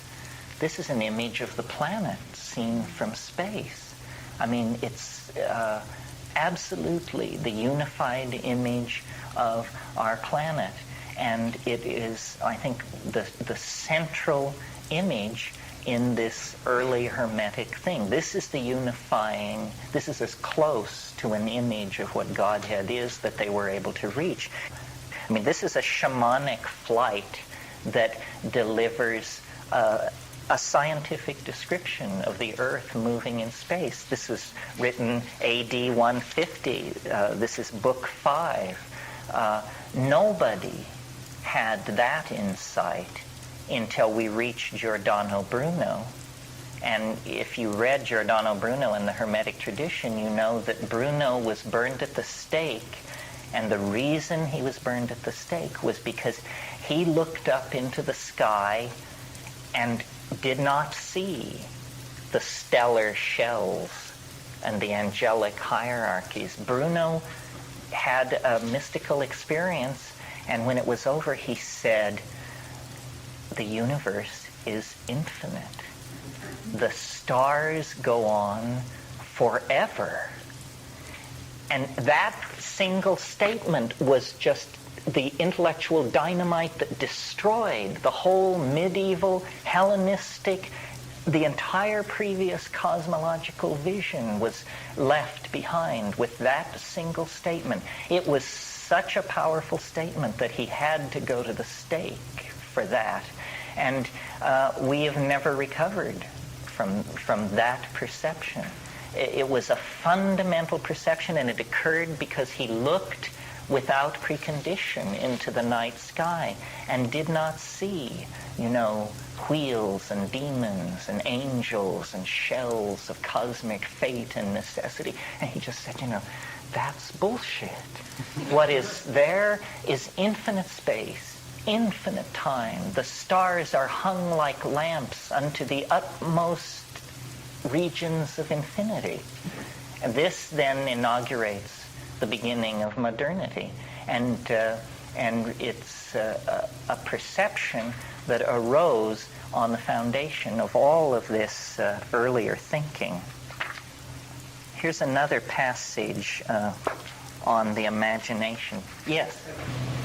This somehow is lived in reaching the vision. Well, the practice, we know a lot less about that because there was much secrecy around this. What we have are the philosophical discourses, and then when we talk about alchemy this afternoon, we'll see that there the technique becomes projection onto matter, that you enter into a kind of self-hypnosis where by having these what we call naive ontological categories, in other words, not being sure exactly how much of mind is in matter or how much matter is in mind, you can erase the boundary between self and world and project the contents of the unconscious onto chemical processes. Now, what went on in the early phase here, we don't know. The Trismegistic hymns are largely, as you see them here, philosophical discourses. There was stress on diet and purity. Asceticism was typical of the Hermetic approach. In Gnosticism, it went one of several ways. There were schools of Gnosticism which were vegetarian and puristic. And then because they felt that man was no part of the universe, that man was somehow hermetically sealed, if you will, hermetically sealed against contamination from the universe, some Gnostic schools said you can do anything you want. You can have any kind of sexual arrangement you want. You can do anything you want because do not think that you are part of the universe. And so you had Gnostic schools side by side, some orgiastic and quasi-tantric, and some ascetic. There were Gnostic sects that, you see, because the idea was that light was trapped in matter by the act of procreation, there were Gnostic sects that only practiced forms of sexual union that couldn't lead to conception. So there were presumably exclusively homosexual sects. There were sects which only practiced anal intercourse. And for them, that was the same as celibacy, because the real concern was not to trap any more of the light. And, I don't seriously advocate this, but I think in our current situation of overpopulation, a little dose of this kind of thinking wouldn't be a bad thing. I mean, too much light is trapped in the organic matrix. And so and these Gnostic sects that, for instance, were exclusively homosexual or exclusively practiced anal intercourse, of course, they were suicide sects. They disappeared very quickly because they could only make converts by in missionary conversion. You didn't have children, you couldn't hand it on. But it shows, how thoroughgoing their rejection of the world was, how contaminated they felt themselves to be by the material world. But then you also had, as I mentioned, these optimistic schools that saw nature as something to be perfected, and said man has been set onto the earth not to reject it, but to perfect it. And utopianism, the belief that one can create a perfect society, it goes back into these Hermetic ideals, because the idea was that a perfect society could be the goal of the alchemical work. Let me read you a passage from Giordano Bruno. This is a wonderful passage from the Picatrix. Remember Picatrix? This was the book of 12th century magical texts that began to introduce these Hermetic ideas. And this passage is the core passage that inspired the Rosicrucians and numerous other utopian movements. Here is Francis Yates. Hermes Trismegistus is often mentioned as the source for some talismanic images and in other connections, but there is in particular one very striking passage in the 4th book of Picatrix, in which Hermes is stated to have been the first to use magical images and is credited with having founded a marvelous city in Egypt. And here is the passage from the Picatrix. There are among the Chaldeans very perfect masters in this art, and they affirm that Hermes was the first who constructed images by means of which he knew how to regulate the Nile against the motion of the moon. This man also built a temple to the sun, and he knew how to hide himself from all so that no one could see him, although he was within it. Now, those of you who are scholars of Rosicrucianism know that one of the things that was always said about Rosicrucians was that they were invisible. This was how Robert Flood proved to people that he wasn't a Rosicrucian. He'd say, "You're looking at me, so how can I be one?" And so he's in the temple, but he could not be seen within it. It was he, Hermes Trismegistus, too, who in the east of Egypt constructed a city 12 miles long, within which he constructed a castle which had 4 gates in each of its 4 parts. On the eastern gate he placed the form of an eagle, on the western gate the form of a bull, on the southern gate the form of a lion, and on the northern gate he constructed the form of a dog.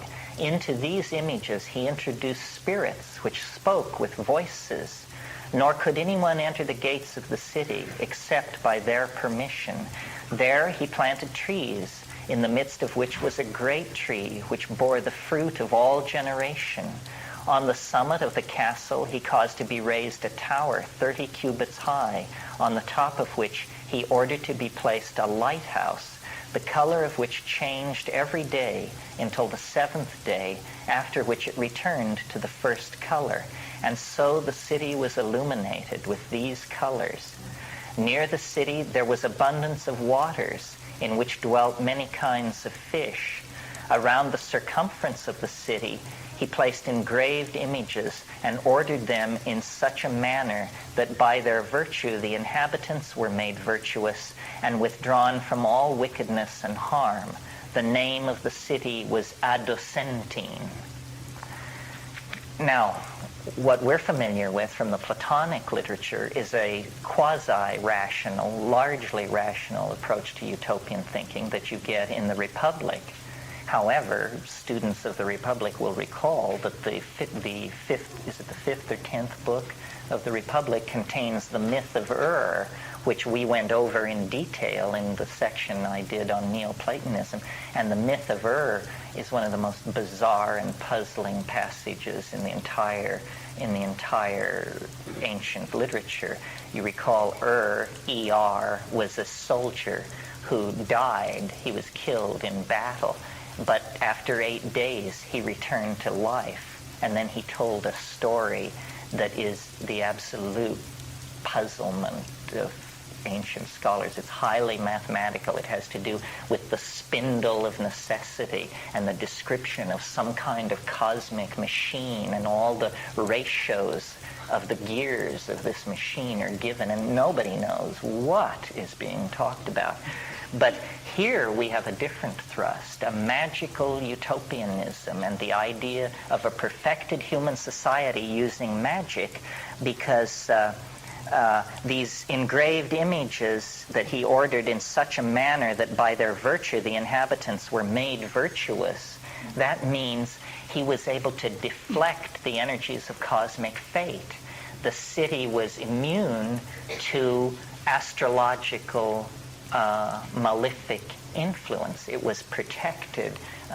And when we talk later about the alchemical aspirations of the Rosicrucians and John Dee and Frederick the Elector Palatine of Bohemia, we'll see that this impulse toward an alchemical kingdom returns again and again. In a way, utopianism is the four-gated city of utopian magical dreaming is one version of the Philosopher's Stone. It's a kind of diffuse notion of the Philosopher's Stone, but it's a society in perfect harmony with fully realized beings living within it, practicing a cosmic religion that frees them from the impulses of cosmic fate. The other thing that is going on in some of this alchemical imagery is a kind of subtext of late alchemy is what's called the ars memoria, the art of memory. And in fact, Francis Yates has a book called The Art of Memory. And this is a lost art, literally. It begins with the Roman orator Cicero and was practiced up until the early 17th century. And what it consisted of was orators, it was considered very bad form to read your speech if you were an orator. And so you had to memorize your speech, and there were tricks of memory. And the commonest mnemonic trick was to think of a building. It was called the Memory Palace. A building that is familiar to you. I've done this myself with the University of California because it's an area that I'm very familiar with because I was a student there, and there are many buildings and many hallways and many floors.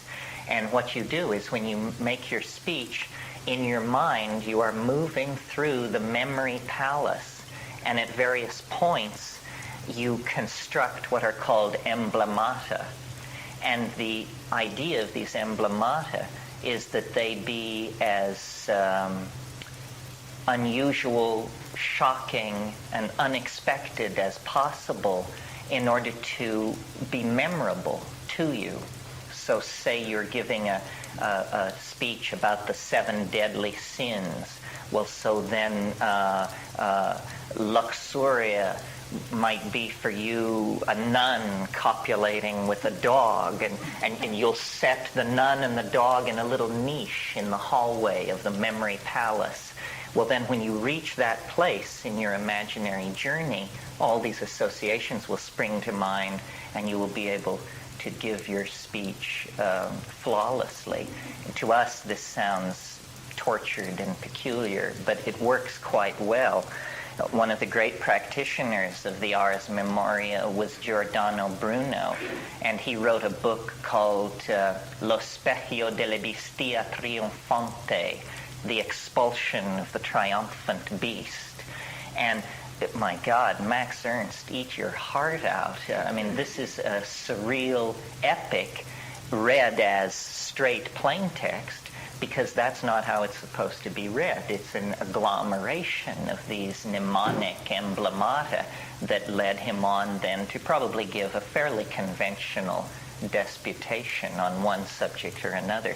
But there are even old books of these emblemata that are before surrealism. These were some of the wildest images that the Western mind would tolerate.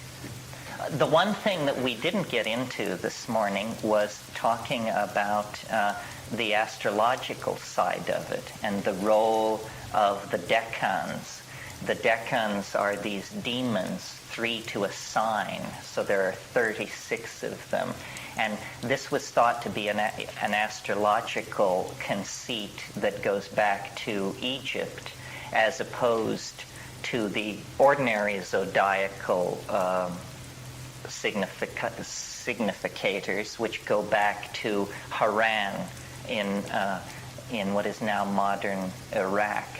And these decans were the demons that were summoned by these Renaissance magi in an effort to control and manipulate fate. You may, if you were paying attention this morning, noticed that in all the reading I did from the Corpus Hermeticum, there was really nothing explicitly magical about it. It was philosophical. There was one mention, I think, of animating statues in the description of the four-gated city. But it was those magical animation passages that really captured the imagination of the Renaissance, and they built on that. And the idea, simply put, is that these decans and zodiacal signs are at the center of associative schemata, which include plants, minerals, odors, certain flowers, certain animals. Everything had its decanic assignation. And so if you were involved in promoting an affair with a woman or something like that, then you would do an invocation to Venus, and you would gather the associated minerals, stones, animals, and you would put them in a room, and then certain tonal modes were also associated with these things. And so you would play the music, you would have the flowers present, the minerals present, the invocations, and what you were trying to do is create a microcosm of the macrocosm to draw down this stellar energy. It wasn't about the classical Hollywood appearance of demons in a circle. That's the stuff of Picatrix, the earlier, somewhat less refined style of magic. Let's see. Yes. Oh, here it is. I did bring it. I wanted to read you one passage here from, this is Francis Yates again in Giordano and the Hermetic Tradition, because this describes this change of status of the magician that we're interested in. And also what we didn't talk about this morning was the importance of Kabbalah, which came in quite late, but was then worked out in great detail. This was originally the idea, it was the Jewish contribution to this kind of magic. It was the idea that since the world had been made by Jehovah, by the speaking of words, in principio et verbum et verbo caro factum est. In other words, the speaking of Hebrew was thought to be the use of a primary linguistic tool for the purposes of creation. The problem for these Italians was very few of them spoke Hebrew, and so it was sometimes practiced silently. The mere constructing of these Hebrew letters and the setting out of messages in Hebrew was deemed efficacious as well. And then a further declension for people who were even frustrated with that was to channel magical languages which were pseudo-Hebraic in structure and appearance. And this is a whole branch of research, much too arcane for us to go into here. The only non-Hebraic magical language that I may mention will be Enochian. And Enochian was an angelic language channeled to John Dee and used by him in his magical evocations, and then later it was taken up by Aleister Crowley and the folks of the Golden Dawn. But there were many, many of these magical languages. The Voynich manuscript is written in one of them. But I want to read you this passage about how the Renaissance changed the status of the magician. We begin to perceive here an extraordinary change in the status of the magician. The necromancer concocting his filthy mixtures, the conjurer making his frightening invocations, were both outcasts from society, regarded as dangers to religion, and forced into plying their trades in secrecy. These old-fashioned characters are hardly recognizable in the philosophical and pious magi of the Renaissance. There is a change in status almost comparable to the change in status of the artist from the mere mechanic of the Middle Ages to the learned and refined companion of princes of the Renaissance, and the magics themselves are changed almost out of recognition. Who could recognize the necromancer studying his picatrix in secret, in the elegant Ficino with his infinitely refined use of sympathies, his classical incantations, his elaborately Neoplatonized talismans? Who could recognize the conjurer using the barbarous techniques of some Clavis Salomonus, in the mystical Pico, lost in the religious ecstasies of Kabbalah, drawing archangels to his side? And yet there is a kind of continuity, because the techniques are at bottom based on the same principles. Ficino's magic is an infinitely refined and reformed version of pneumatic necromancy. Pico's practical Kabbalah is an intensely religious and mystical version of conjuring. So now we move in this realm. I mean, these were the companions of princes, and there was, in that 120 years, from let's say 1500 to the beginning of the 30 Years' War, a constant effort in various parts of Europe to try and turn European society toward a kind of magical revolution. I mean, the Europe of the 11th and 12th century was entirely ruled by scholastic rationalism. Witchcraft was virtually unknown and very curious.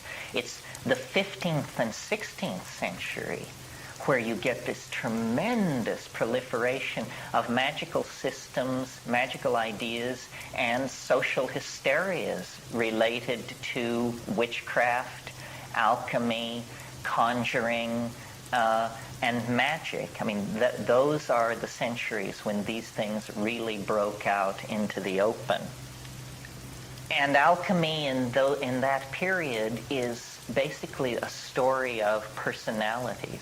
Wonderful personalities, too many for us to really talk about in detail. I mean, we have Nicholas and Pertinel Flamel, who sought and found the Philosopher's Stone, according to legend, and according to legend are living to this day somewhere in Central Asia in perfect happiness, having achieved not only the chemical wedding, but the water stone of the wise. And then we have Basil Valentine, who refined red wine and distilled it in distillation apparatus until he got essentially pure alcohol. And upon drinking this, he was so convinced that he had found the Philosopher's Stone that he announced the imminent approach of the end of the world based on his discovery. And he was not secretive at all. He propagated his recipes and in fact sampled the distillates of some of his brother alchemists and popularized this very widely. To this day, the reason certain cognacs are in the hands of monastic orders and no one else can make these things is because they were originally alchemical secrets. And many of these early alchemists were men of the cloth, quite a number of them. So what I thought I would do is, in a highly chaotic fashion, read you some of this alchemical literature. Now, the big bring down about alchemical literature is that apparently the muse didn't always smile on the alchemist, and some of this poetry is pretty tormented stuff. Why this is, who can say?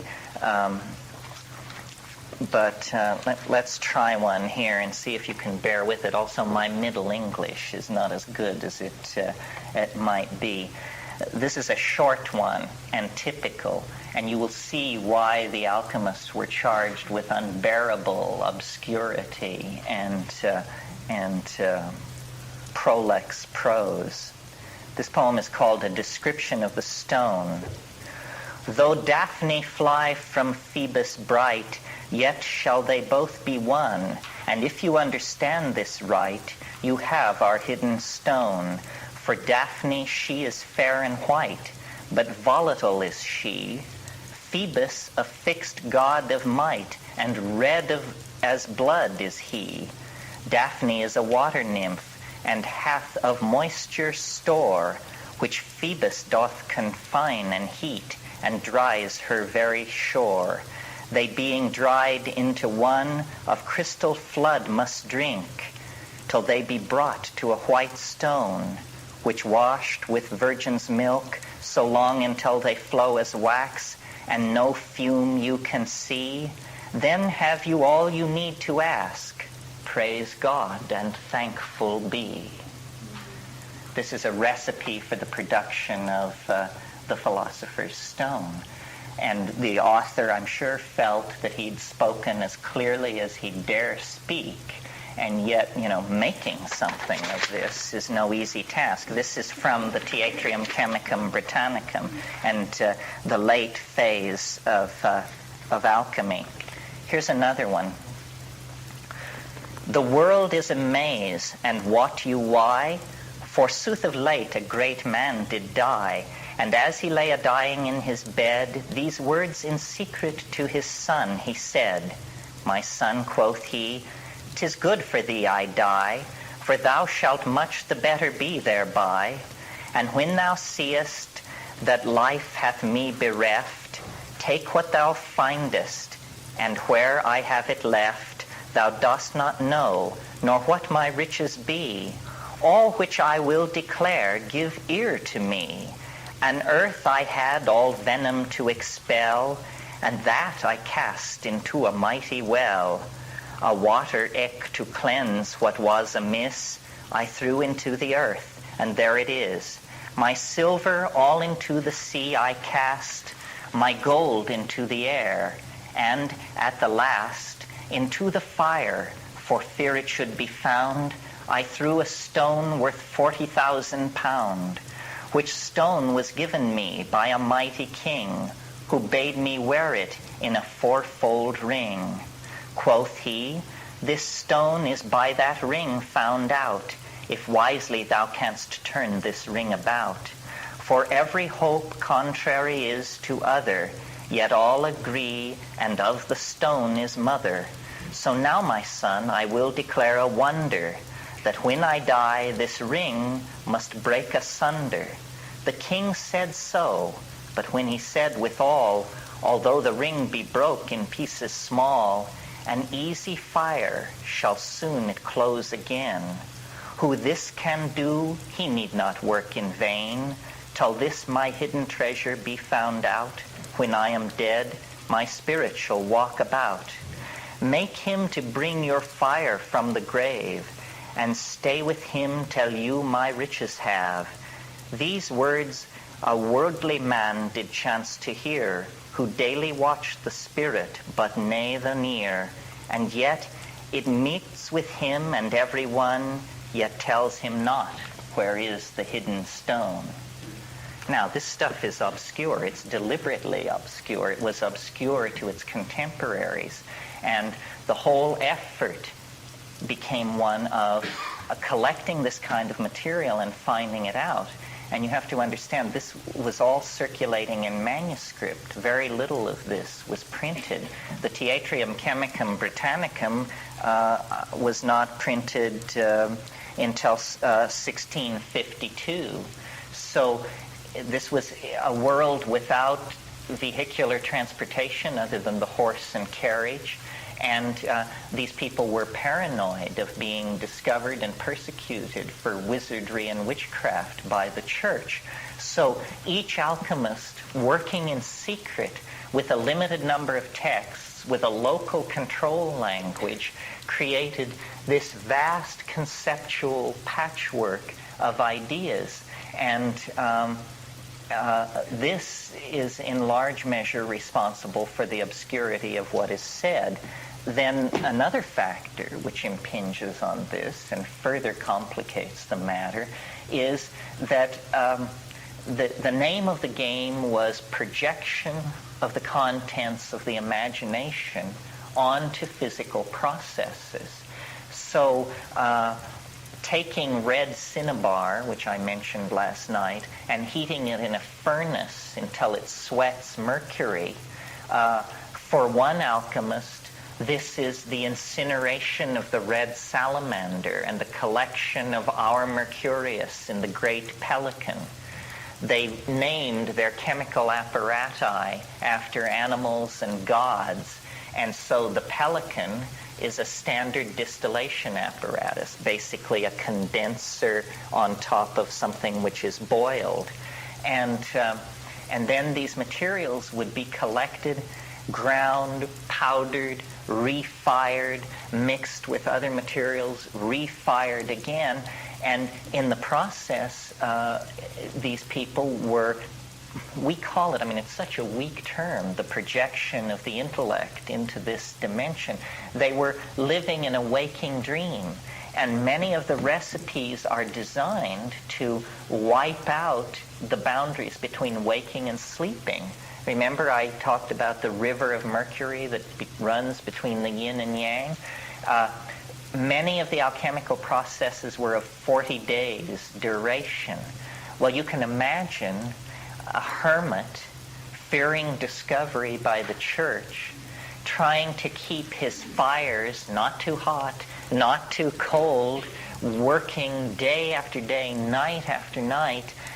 Eventually, all boundaries dissolve, and you're just living in a pure world of intellectual projection. And then, in the swirling of the alembic, in the chemical processes going on in the retort, you begin to be able to project your conscious onto this. It's what we call visualization, but for us it's a kind of a weak term, because we are never really able to, except in the psychedelic state, to transcend the belief in the inner world and the outer world being somehow separate. So for us, it's always separate from us.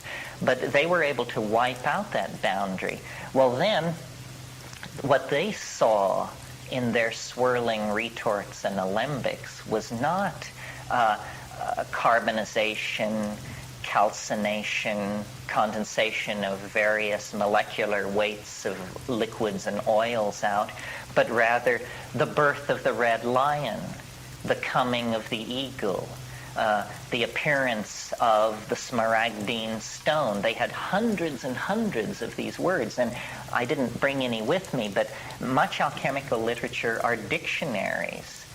Martinus Rulandus's Alchemical Dictionary is a huge book of words with special meanings in the alchemical context. And these Okay, so why? Why do this? And what happens when you do it? Well, no matter what alchemist you're reading, there's always an agreement that there are stages in the great work, stages in the opus, as they called it. And you can't get any agreement on in what order these stages come. But roughly, it's something like this. Most agree that it begins in the Negredo, the blackening, our crow, the saturnine world of what we would call manic depression, despair, and that our chaos, a chaotic, near psychotic state of unbounded hopelessness. And that is the precondition then for the alchemical work, though the stages of the opus never occur in order. I had a dream last night that was, I think, triggered by an illustration in Fabricius that I'll show you tonight. But it was a classical alchemical dream. It was that I was at a country fair, and its antiquity was indicated by the fact that it was happening on the schoolyard of my childhood. And as I moved among the participants of this country fair, I began to notice that they were freaky. I mean, there were people with withered arms, and one side of their face slid down, and so forth and so on. The whole thing began to drift toward nightmare. And Richard Hermes Bird appeared in my dream as my alchemical compadre, and at one point a black woman, perfect symbolism for the Negredo, a black woman with 3 withered arms and 6 or 7 breasts slid herself sideways in front of me. And it was at that point that I went and found Richard and said, I think we better get out of here. Well, now, an alchemist would greet a dream like this with great anticipation and joy, and would understand that this sets the stage now for the next movement forward. Well, then accounts differ. And those of you who really want to get into this, I recommend you read Mysterium Conjunctiones by Jung, the mysterious conjunction. And he discusses the Negredo in great detail. Another symbol for the Negredo is the Senex, the old man, because the old man is just short of death, and that's the state that the Negredo makes you feel. Well, then you must take this raw, chaotic, unformed material, often compared to feces, compared to corruption, compared to the contents of an opened grave, and you must cook it in the alchemical fires of contemplation, prayer, and ascetic self-control. And then you will move through a series of stages that are associated with colors. There is the rubedo, the reddening. There is the citrinitas, the yellowing. There is the viriditas, the greening. And the order in which these occurs differs according to who you follow. But then there is closure at the end of the process. Most alchemists, although certainly not all, agree that the higher state is the albedo, the whitening, the purificatio, right? So at each stage, there are sub-stages of dissolution, dissolutio, et coagulatio. And there's one alchemical aphorism that says, dissolutio et coagulatio, know this, and this is all you need to know. And so it's a melting and a recasting and a purifying of psychic contents. Well, then so finally you reach the albedo, the whitening, the highest stage, the stage of great purity.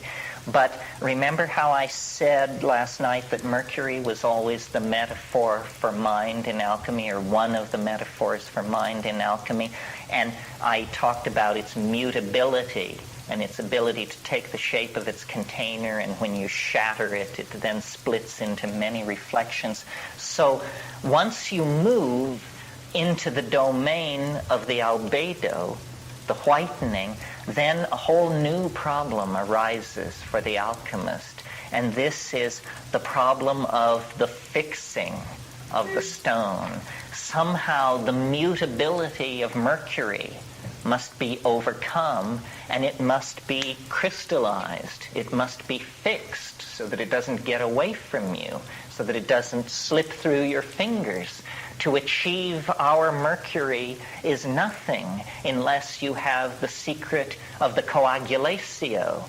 And so then there's a huge amount of effort devoted to this. Well, what is being described is what Jungians call the individuation process, a dissolving of the boundaries of the ego, an allowing of the chaotic material of the unconscious to pour forth where it can be inspected by consciousness. And we'll see tonight when we look at this art that these images are full of ravening beasts, incestuous mother-son pairs, incestuous brother-sister pairs, hermaphrodites. All taboos are broken. This stuff just boils up from the unconscious, then is sublimed through these processes, and then is somehow fixed. And this fixing then is the culmination of alchemy. And if you can bring off this trick, then you possess our stone, the philosopher's stone, the lapis, the Sophic hydrolith of the wise, Irenaeus Philalethes calls it.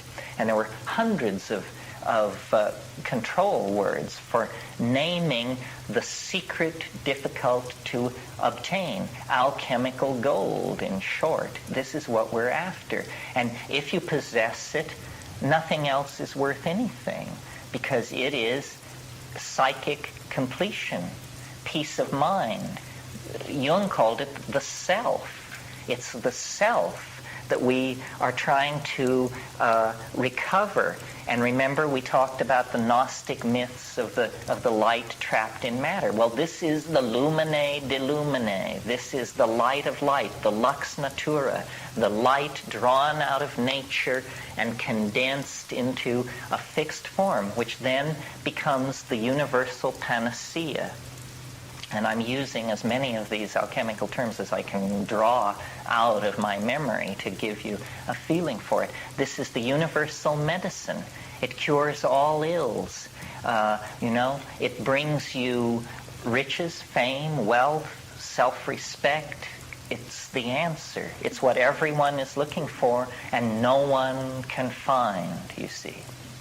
So this just became a consuming passion of the 15th and 16th century mind. And they thought they were on the brink of it.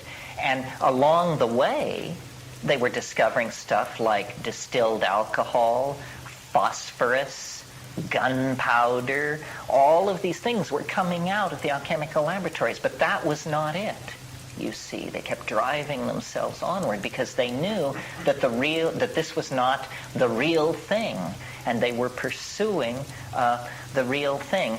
Well, then, for some people, it became then reassociated with this notion of the utopia that I mentioned this morning in the passage that I read about the city of Hermes Trismegistus. And they began to see, it's almost like the crisis which overcame Buddhism. It must be an archetypal, and notice how rarely we've used that word here. It must be almost an archetypal stage in human thought. You know, Theravadan Buddhism stressed individual redemption through meditation on emptiness. And then with the great reforms of Nagarjuna, the idea of bodhisattvic compassion was introduced, and that carries with it a political freight, an obligation to society and mankind.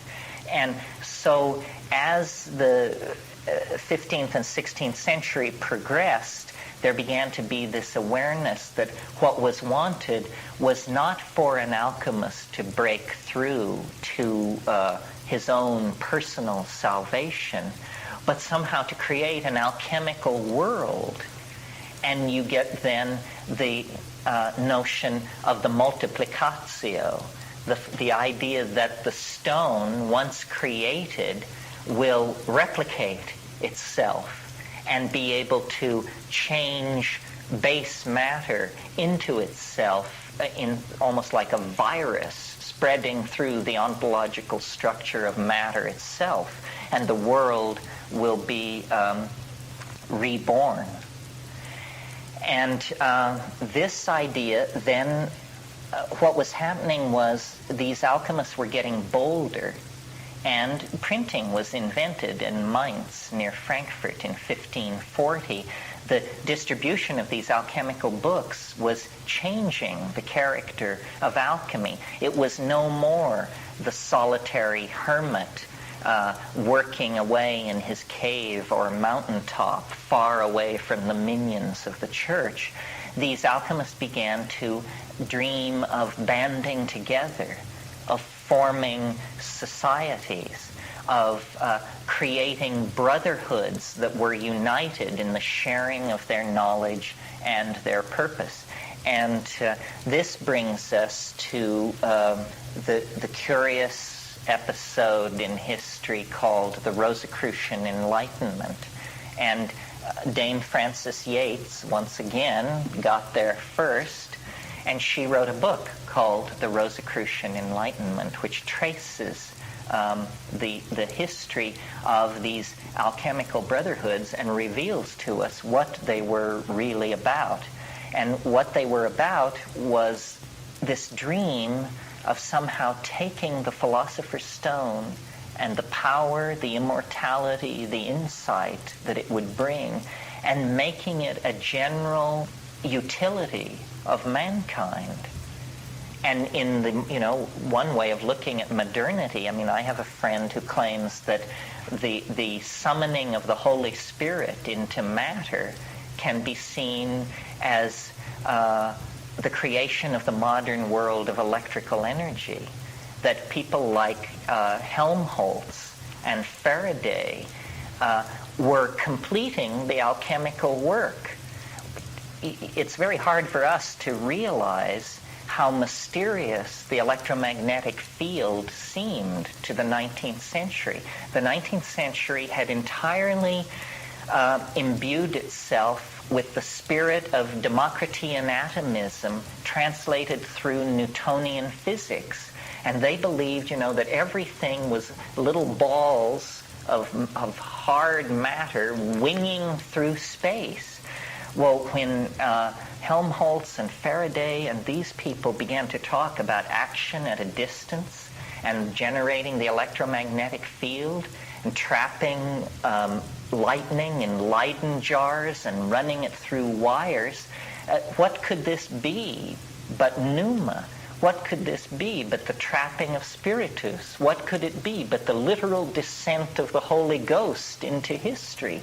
And, give it a moment's thought. For thousands of years, electricity was something that you saw when you took an amber rod and a piece of cat fur and went into a darkened room and stroked the cat fur, and then when you would bring the amber rod close to the cat fur, you would see the crackle of static electricity through the cat fur. For thousands of years, that's what electricity was. Who would dream that you could light cities, that you could smelt metals, that you could illuminate the earth with this energy? And yet, from the 1850s to the present, this was done. It's almost a literalizing, the final literalizing of the alchemical dream. But to go back now, I digress, I fear. Let's go back to the climate of the 1580s.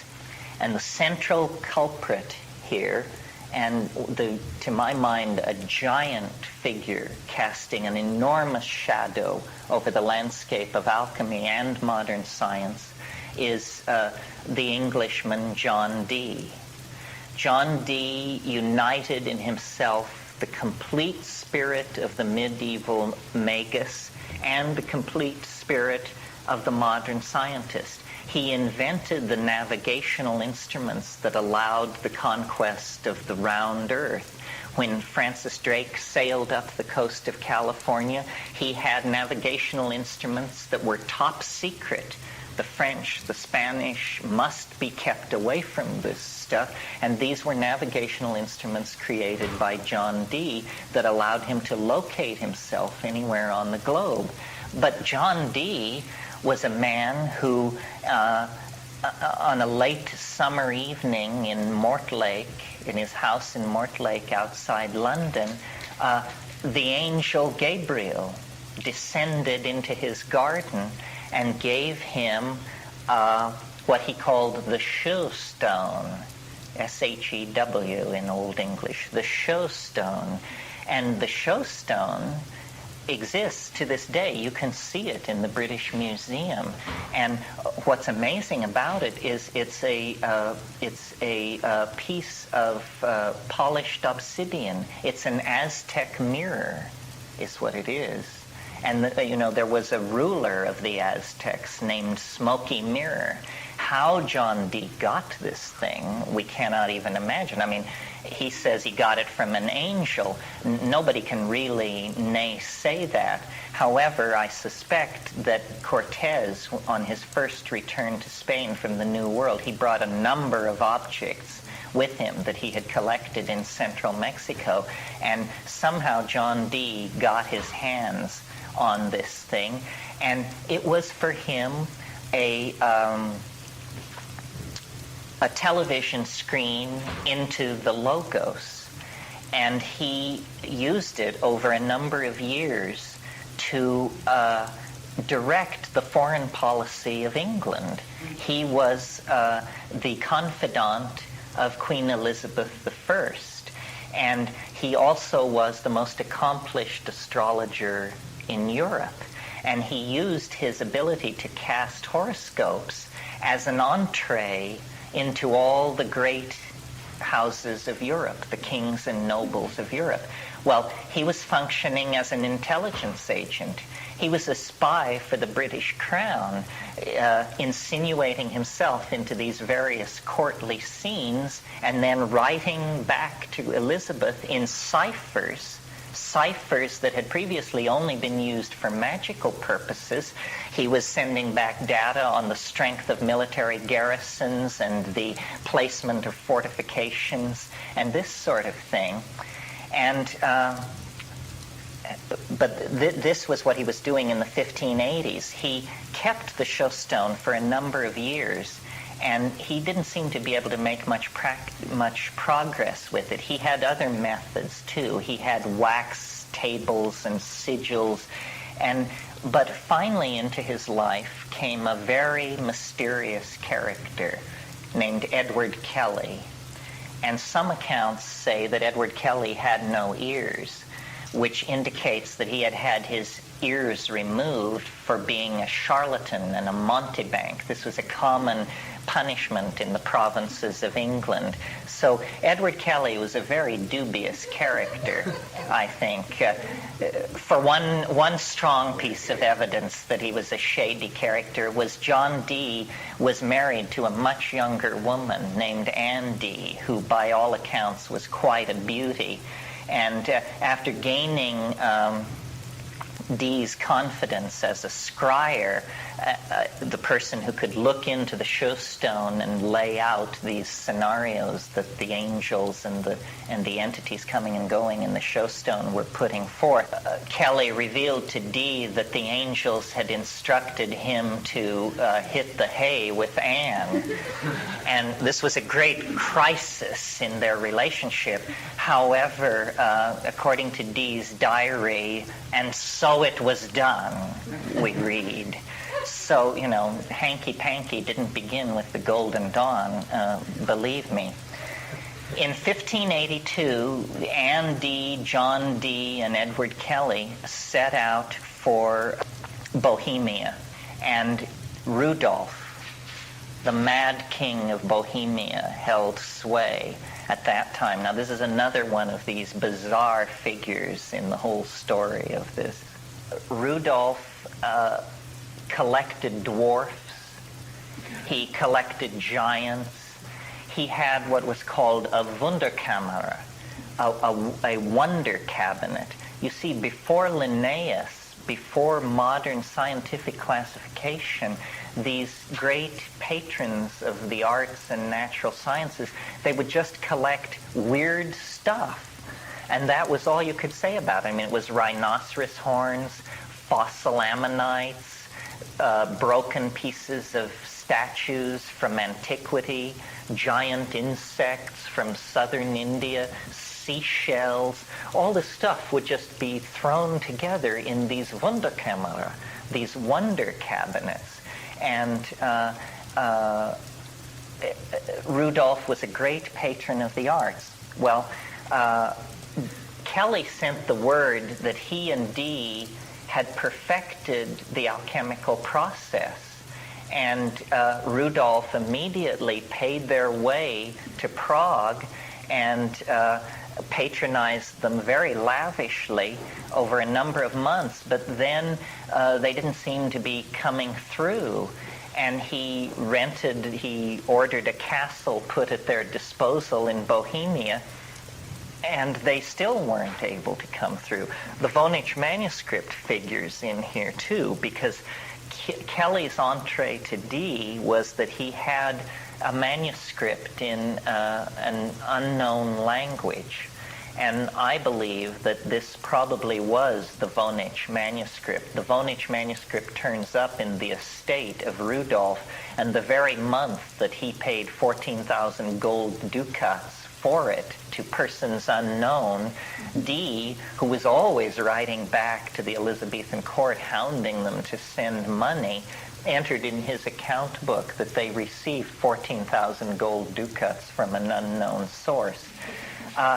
Dee was able to talk himself out of this alchemical imprisonment, but not before he had written a book called The Hieroglyphic Monad. Now, you have to understand the importance of this. As late as the 1920s, in England, in the better schools of England, like Eton, when you studied geometry, you studied Euclid's works. And Euclid's geometry was always preceded by Dee's preface to Euclid. Until the 1920s, every English schoolchild studied this. He was a master mathematician as well as all these other things. This was how he was able to produce these navigation instruments. So Dee, while imprisoned in Bohemia, wrote a book called The Hieroglyphic Monad, in which he proposed to prove through a series of occult theorems that a certain diagram, which unfortunately I didn't bring the hieroglyphic monad, but it's basically the symbol of, the symbol of Mercury, which looks like the symbol for female, but you put horns on it, and then there were some adumbrations to that. By a series of theorems, he built up this hieroglyphic monad, and he initiated a couple of young men named Johann Andrei and Michael Meyer into the mysteries of the hieroglyphic monad. Well, then he was able to get out of Bohemia, and he went back to England. Kelly, who had made much more extravagant claims, Rudolf kept at work on the alchemical opus, and Kelly became more and more desperate to escape. And one night in 1587, he crept out on the parapet of this Bohemian castle, and a roof tile slipped beneath his feet, and he fell to his death and became, so far as I can tell, alchemy's only true martyr. Well, Dee returned to England, and he was now very old, and he died at Mortlake in 1606. Elizabeth died in 1604. Shakespeare was happening. Sir Philip Sidney was happening through this period. John Dee reputedly had over 6,000 books in his library. He had more books than any man in England. He had books, we have a partial catalog of his library. He had books that do not exist now. He had Roger Bacon manuscripts, because you see, when Henry VIII kicked the Catholic Church out of England, the Northumbrian monasteries were looted by the Earl of Northumberland, and basically Dee was allowed to pick over the loot from these monasteries. And there were Roger Bacon manuscripts which perished when Dee's library was burned by an angry mob while he was on the continent, because he was suspected of being a wizard. He was the model for Faust in the later recensions of Faust. And whenever you see an old man with a white beard and a pointed cap, this image is really referent to Dee. Well, Elizabeth died in 1604, I believe, and James the First became King of England. And James was a peculiar character. The wags of the time liked to say, Elizabeth was king, and now James is queen. And not only that, he hated occultism. He had no patience with the whole magical court that Elizabeth had assembled around herself. Well, now, meanwhile, in 1606, a very mysterious document began to circulate in Europe and in England called the Fama. This is the first word of a string of Latin words, the Fama, and 2 years later, the Confessio. And what these were announcements that an alchemical brotherhood was seeking recruits. These are the primary documents of Rosicrucianism. Now, Rosicrucianism was based on a fiction and a fictional person, Christian Rosencrantz, who was imagined to have lived almost 200 years earlier, in the 1540s, and been a great alchemist. And it was claimed that his tomb had been recently opened, and that there were books inside it which set the stage for the alchemical revolution of the world. Notice how this occult mind always tries to reach back in time to give itself validity.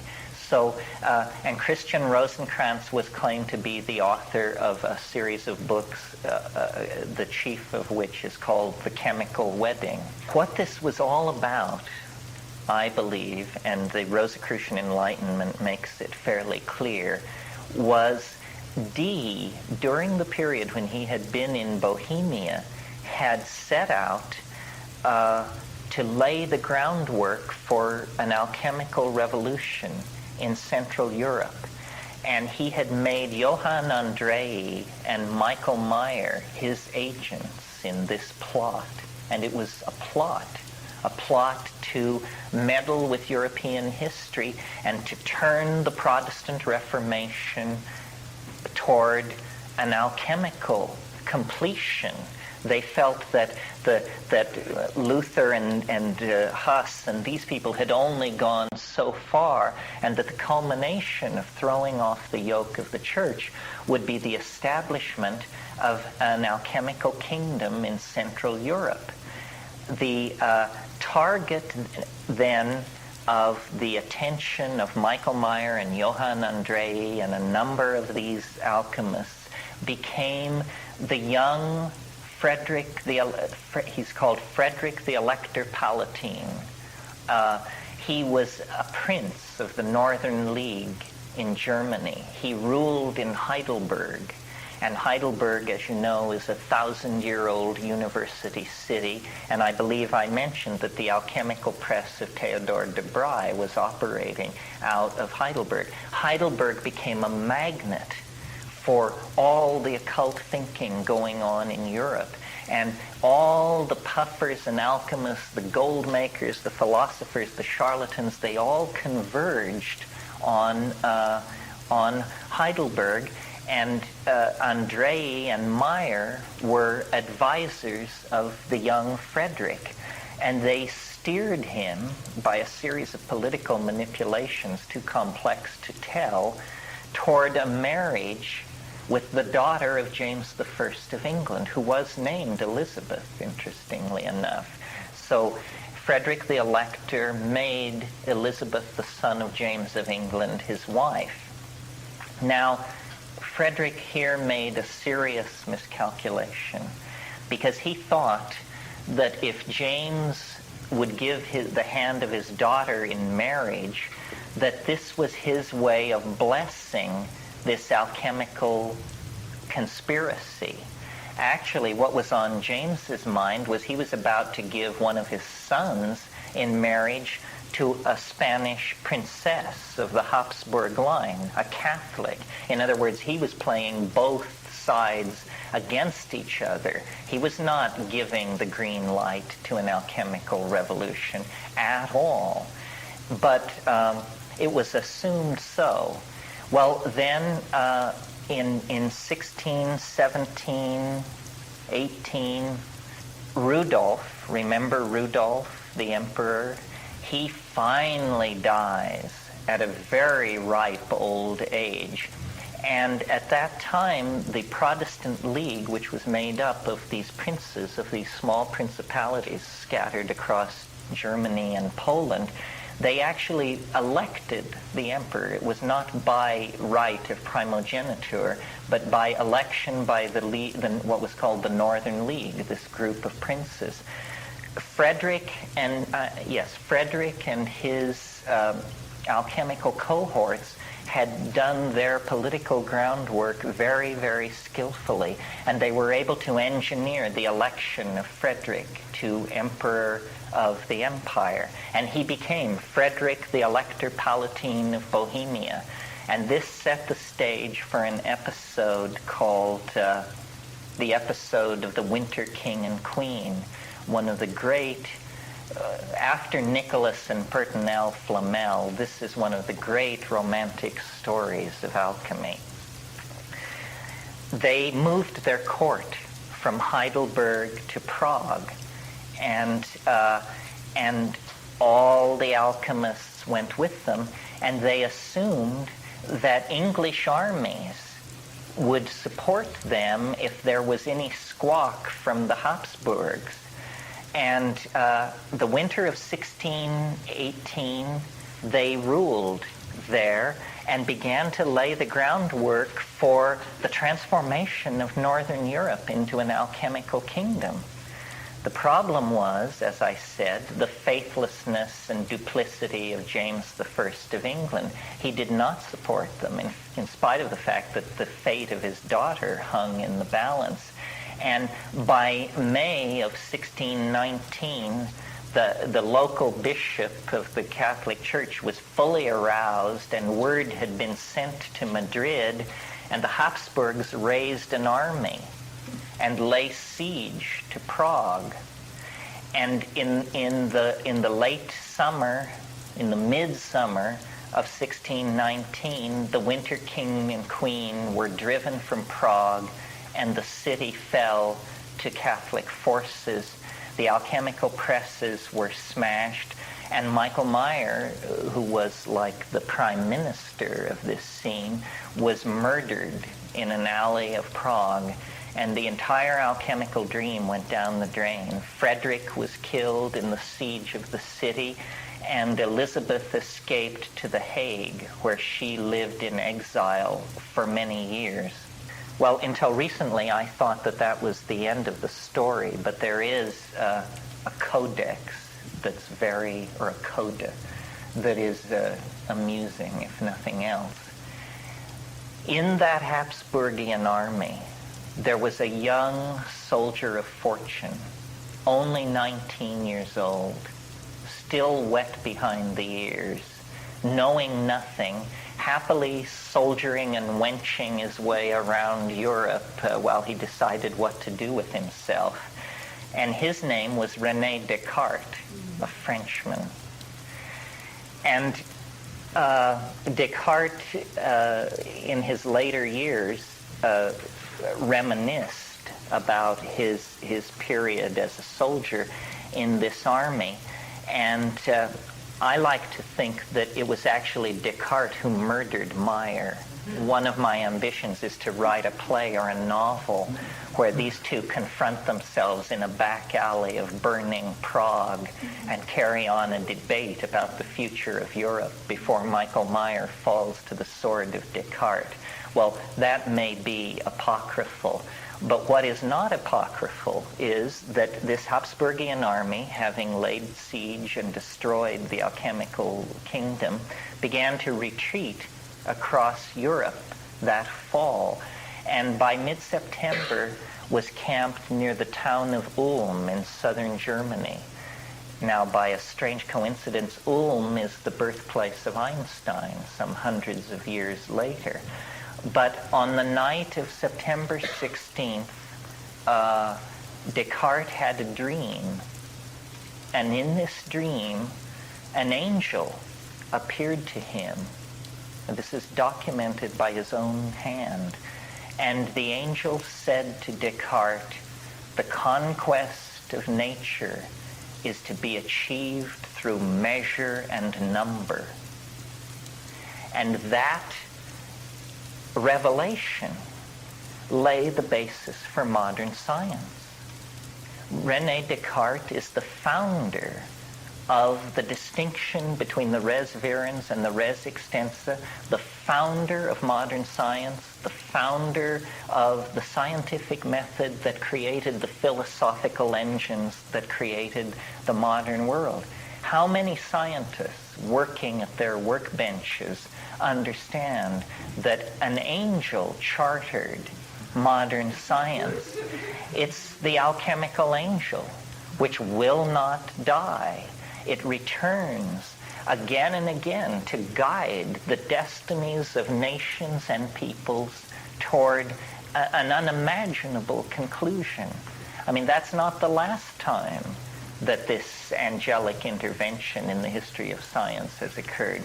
Some of you may know the story in the 19th century of Kekule, the German chemist who was struggling with the molecular structure of benzene, couldn't get it straight, and then had a dream in which he saw the Ouroboros snake take its tail in its mouth, and he awoke from that dream with the carbon ring burning in his mind.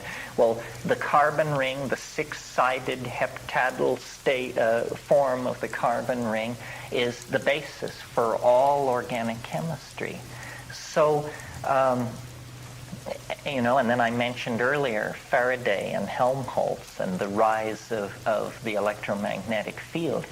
The point I'm trying to make is that however rational we may assume ourselves to be, however rational we may assume modern science to be, it is all really founded on angelic revelation, demonic intercession, and an extremely mysterious relationship between the human mind and the world of what science calls inert matter, which from this point of view is revealed to be not inert at all, but alive and pregnant with purpose for mankind.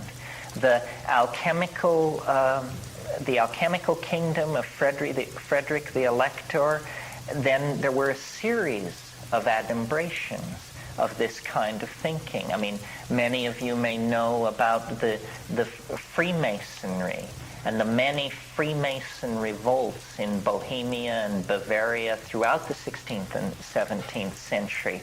Adam Weishaupt and the Illuminati is another effort to do this. And even the Royal Society, founded by Newton and Hooke and those people, was still an effort to redeem science for the spirit. So the alchemical spirit lives on. It never really died. It's just that it has taken peculiar forms in our own day. And I mentioned, I think last night, that when you enter into nuclear chemistry, the most literal dreams of the profane side of alchemy, the transformation of lead into gold, has actually been achieved. I mean, it has no economic significance because the instrumentality to do it costs tens of millions of dollars. But nevertheless, yes, lead in our time has been changed into gold. So that's basically what I wanted to say about this. I hope there are questions and stuff that we can say about it. Yes, Richard. Well, I'm going to take you back to the Vonage manuscript for a minute, when there was this thing about it was a liturgical manual for some. Is that your opinion of it? Well, this is kind of a footnote on all of this. You remember I said that that Kelly's entree to Dee was that he had a mysterious book. And you can tell from what I've said already, Dee was as big a sucker for books as I am. I mean, and so this book, Kelly's story was that he had gone to sleep in the ruins of a Northumbrian monastery and slept in an open sepulchre, a crypt of some sort. And when he awoke, he found beneath him two things: a vial of red powder, which he said was the transmissing powder, a necessary part to the alchemical opus, and a book in an unknown language, which he called the Gospel of St. Dunstable, possibly because this monastery had been dedicated to St. Dunstable. Well, now, Arthur Dee was John Dee's son, and he said that he became an alchemist in his own right, and he said that when he was growing up, he recalled that his father spent many hours puzzling over a book, as he put it, all covered with hieroglyphics. But Dee, who elaborated the angelologic language called Enochian, never actually wrote or discussed the book that he had received from Kelly. It is definitely not written in Enochian. Enochian, when grammatically analyzed by computers, has a curious relationship to 16th century English. But when Dee and Kelly traveled to Europe, they were talking up Roger Bacon, who was a 14th century English monk who had dabbled in alchemy. And they claimed to have Bacon manuscripts. And Rudolph became very interested in this and wanted to obtain some of these Baconian manuscripts. Now, I suspect that what happened was that Dee, by this time, had given up on deciphering the Gospel of St. Dunstable and decided that he would palm it off on the emperor as a Bacon manuscript, because he didn't want to give up a real Bacon manuscript because they were too valuable to him. So for 14,000 gold ducats, this thing changed hands, and Kelly and Dee and Anne were able to pay their bills. And Rudolph had immense resources because of his position as emperor, and he brought his cryptographers and decipherers in to work on this Gospel of St. Dunstable, and got nowhere. Well, then, when Rudolph died, a mysterious book was numbered among the artifacts of his estate, and I think we can assume it's this book. And one of the interesting things about this book is it has pages and pages of plant drawings, over 150 watercolors of plants, each carefully labeled, captioned in this unknown language. Well, if you know anything about decipherment, this is what a decipherer dreams of. Because if you have a picture of the thing and the caption, it doesn't take too much smarts to be able to figure out what's going on. Nevertheless, this was completely unhelpful.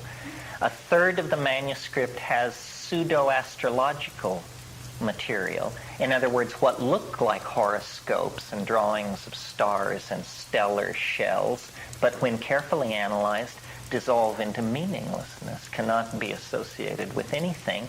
And then a third of the manuscript shows little naked ladies in what can only be described as elaborate plumbing systems. And it was thought at one time that these must be drawings of the humors of the body in the liver, that these little naked women represented spirits moving inside the human body, or then somebody else's guess was it must show an obscure form of German hydrotherapy. Because, you know, the Germans were, if you've ever been to Baden-Baden or Marienbad or these places where people take the waters, well, those places are old.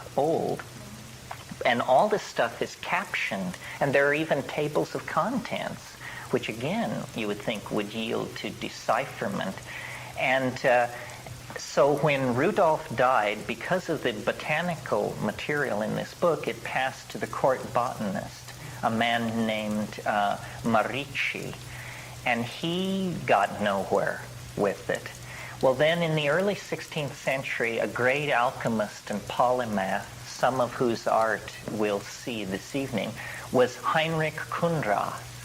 And Heinrich Kundrath was fascinated by artificial languages. And he heard about the Voynich manuscript. And we have a whole bunch of letters from Kundrath to the keepers of the estate of the emperor, trying to obtain this manuscript, which he finally did obtain. And then at that point, he makes no further mention of it in his diaries, the conclusion being that he too could get nowhere with this thing, that it just defied decipherment. Well, in 1619, at the outbreak of the 30 Years' War, and that's what I forgot to mention in my earlier discussion, this episode of the Winter King and Queen is one way of debating the 30 Years' War. It's usually considered to be the moment when a certain personage was hurled from a third-story window in Prague, and then fighting broke out in the streets. But really, the episode of the Winter King and Queen brought the thing to a head. Well, in 1619, to avoid being caught up in the 30 Years' War, Kundrath decided to take holy orders and become a Jesuit. And so he gave his library, which was compendious, to the monastery that he joined, which was a monastery in southern Italy. And there this thing sat until 1906, when a New York rare book dealer named Alfred Voynich bought the entire contents of this monastic library. And when he got it all back to New York and cataloged it, it was all very predictable 16th century theological and alchemical speculation, except here was this book in an unknown language. And Voynich kept it throughout his life, and then when he died, he gave it to Yale. And it is to this day at the Beneke Rare Book Room at Yale. Well, in the 1960s, the CIA became interested in it because the CIA is in the business of code making and breaking. I mean, there's a huge amount of energy goes into this. And if you know anything about the Enigma project in World War II, you know that vast energies go into the production of unbreakable codes. And so they very systematically sought out all examples of encrypted material throughout history and just lickety-split deciphered it one after another. And all occult and magical codes known to exist in Europe can be traced back to one person, virtually to one person, to Trithemius, Bishop of Sponheim, who was the great teacher of Henry Cornelius Agrippa. All magical codes, if you know the Trithemian method, within a few hours you can get plain text. Well, the Voynich manuscript did not yield at all to this method. And the CIA formed a working group that for over 10 years would invite scholars in to have a look at this. And if you're interested in this, Marie de Imperio, who was a great Renaissance scholar, wrote a book called The Voynich Manuscript, An Elegant Enigma, in which she traces the efforts of the CIA to figure this thing out and figure out what it could be. Well, there the matter rested until about 3 years ago when I think his name is Leo Levertov, some kind of military historian, one of these peculiar people who live for this stuff. He got a hold of it, and he said, and De Imperio goes through all the decipherment, and there were many efforts at decipherment. There was a scholar at Yale in the 20s named Brumbaugh, who was a very respected man who ruined himself by claiming a complete decipherment of the Voynich manuscript. And you know, the way the game is played is you say what your rules for the decipherment were, you give them to a colleague, you give the rules to a colleague, and you give your colleague a page of text. If he can't translate it with your rules, then you are viewed as a deluded and misguided person, and your career goes down in flames. Well, the Brumbauian method for deciphering the Voynich manuscript had to do with confined pools of letters, where it would get you to a pool of 5 or 6 letters, but then you could freely choose which one you used. And critics of Brumbaugh demonstrated that you could make this thing say anything you wanted it to. Brumbaugh supported Dee's claim. He claimed that it deciphered out into a Roger Bacon manuscript that described a series of riots between the students and the Blackfriars at Christmas time in 1385 at Oxford. But nobody else could make it say that or make it say anything. So Brumbaugh disgraced him and ruined his career. So then there were other efforts at decipherment, which I won't bore you with. But along comes Leo Levertov just 4 years ago, and he wrote a book called The Voynich Manuscript, a liturgical manual for the Catharites. And his great breakthrough, if you accept his translation, and I know people who don't, but they don't seem to have read him as carefully as I have. I think the dude has it pretty well nailed to the barn door. His great breakthrough was to realize that it's not in code. It is not an encrypted manuscript at all. What it is it's a synthetic alphabet, yes. It's an alphabet and one of the things that baffled the CIA was they looted the libraries of Europe, and they could never find another example of what is called a Voynich script. And this was just baffling. I mean, how could there be no other example of this script? Well, it appears that what happened was someone created a synthetic alphabet, and then in a mixture of medieval polyglot Flemish with a huge number of loan words in Old French, Middle High German, and Swedish, wrote down a sacramental manual for the dying in the Catharite sect. Now, what is the Catharite sect? You're probably familiar with something called the Albigensian Crusade. This was not a crusade carried on against the infidel for the recovery of Jerusalem, but rather a series of military actions carried on by the Pope against communities in southern France in the early 1200s. And these people were Catharites.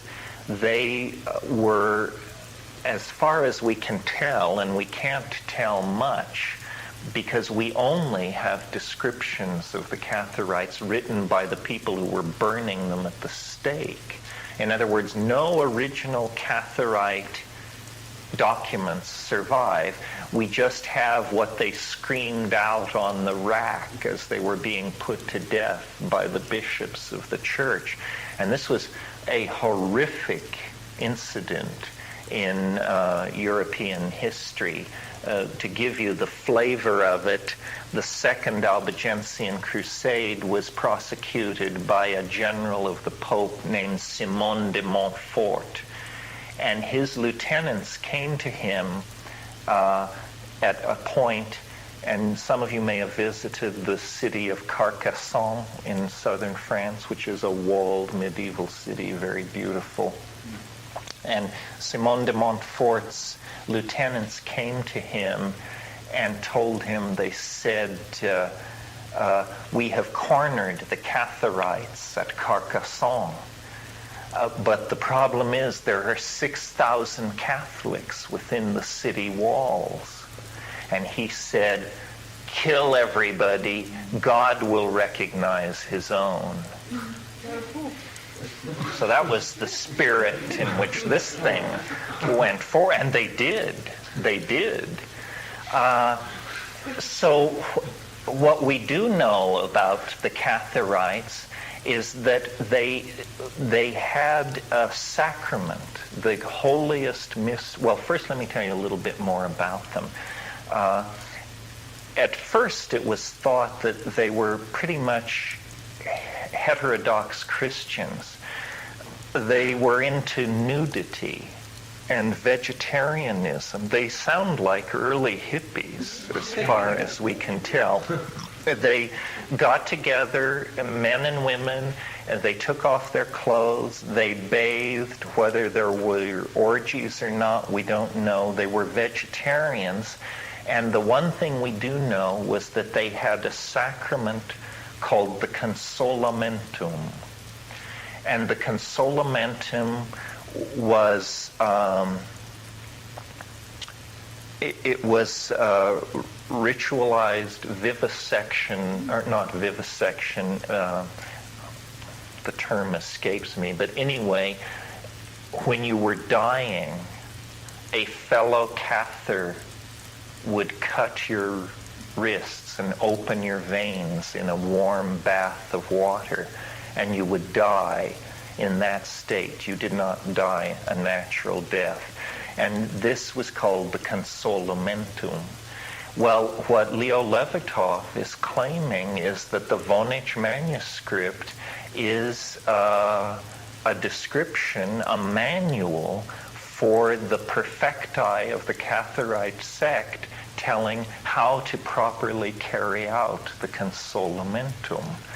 And I see no reason to challenge it. I mean, even with my limited knowledge of German, once you get the vowel and the letter assignments right into this weird manuscript, into this weird language, and change it into English text, or alphabetic text is what I'm trying to say, you can see that there's enough German there, and then these loan words in Flemish and so forth.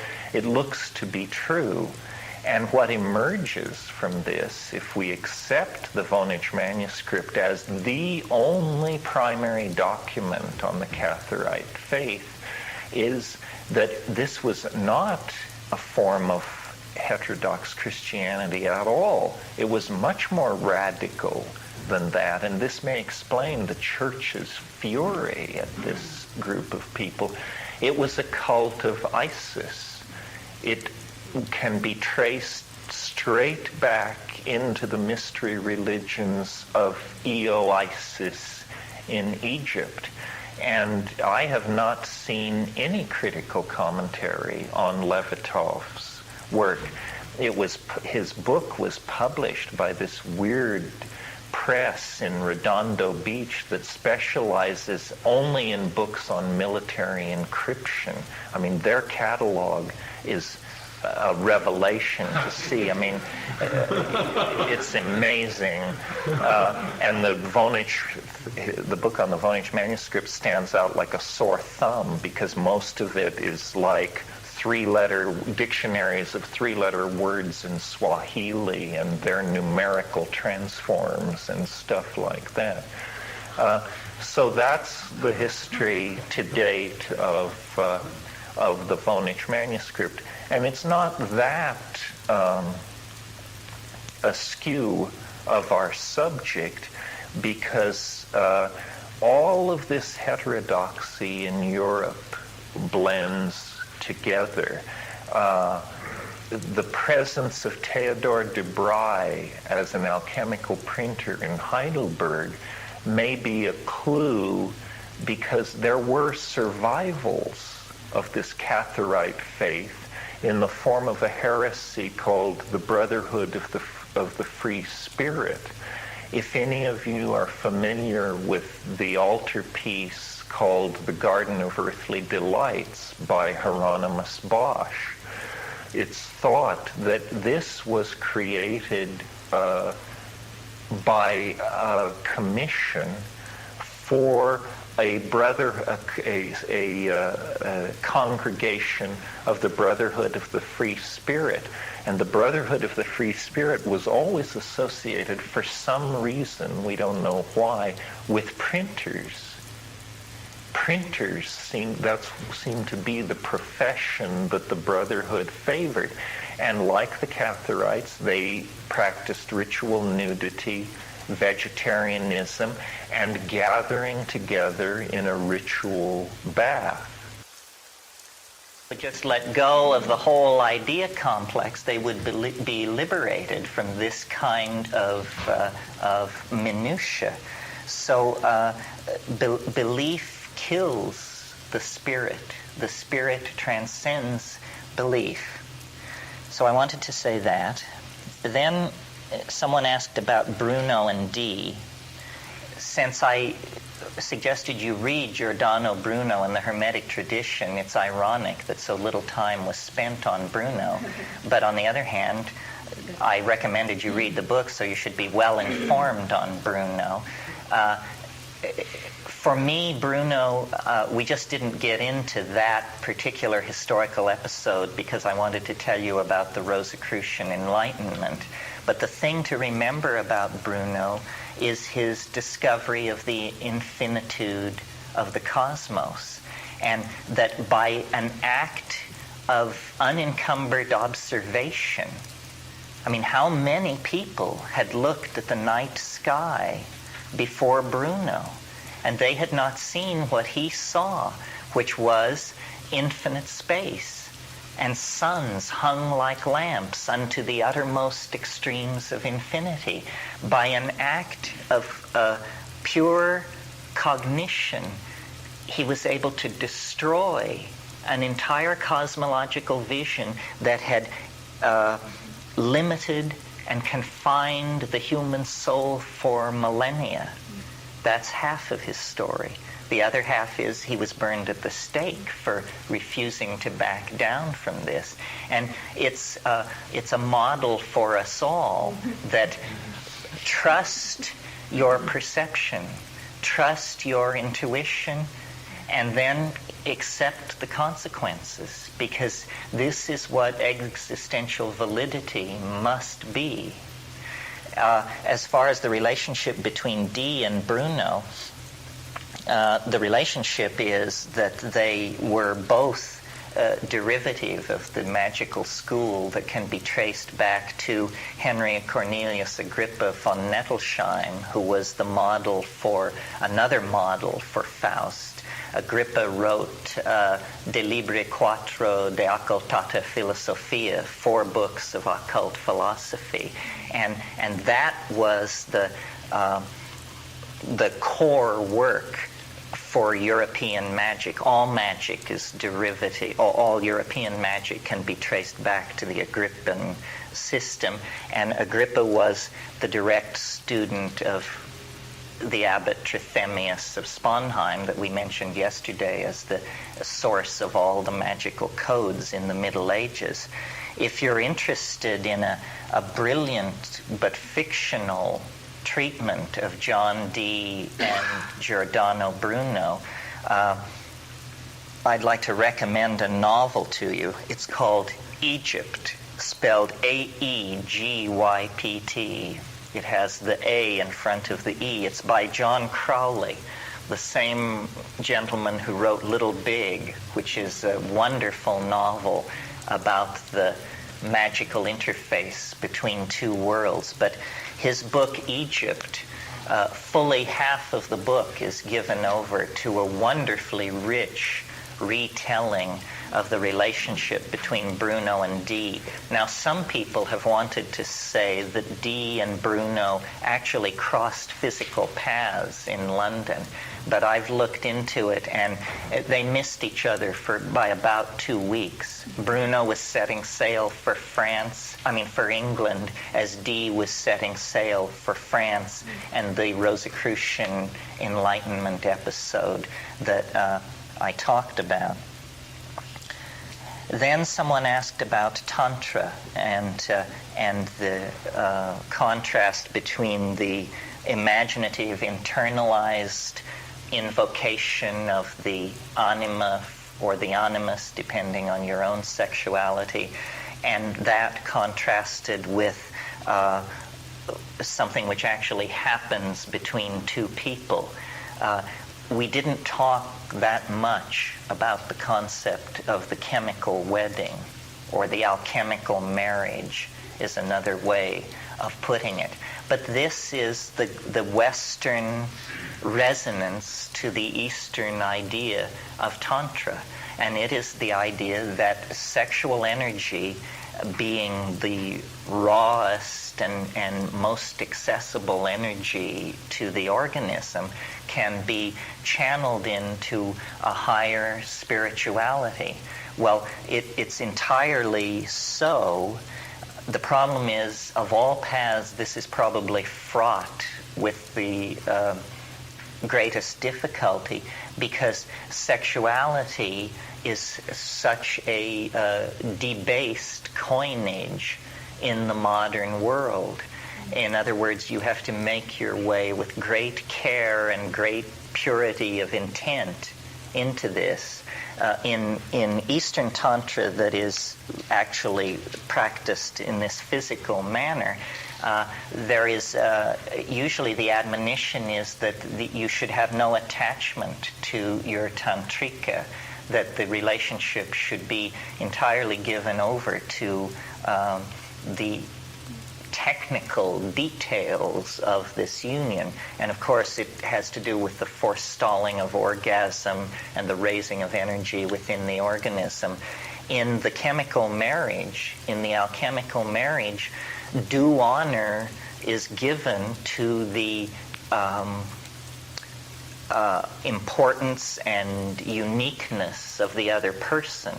In other words, it isn't the idea of the temple prostitute who serves as the vessel for this process, but there's actually an effort to keep individual identities and individual dignity, in some sense, together. And this is, the higher up the mountain you go, the steeper it becomes. And when you begin to scale the heights of alchemical or tantric sexuality, the fall back into the Negredo can be shocking indeed. So that's just an admonition. It's not designed to scare you off.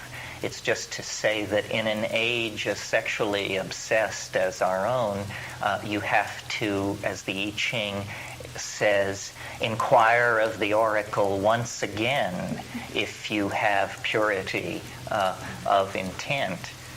Okay. Yeah, Grace. Is there also a healing between the two? Yes, it's a complete alchemical system, and the energy is passed between. This is probably the highest completion that is possible.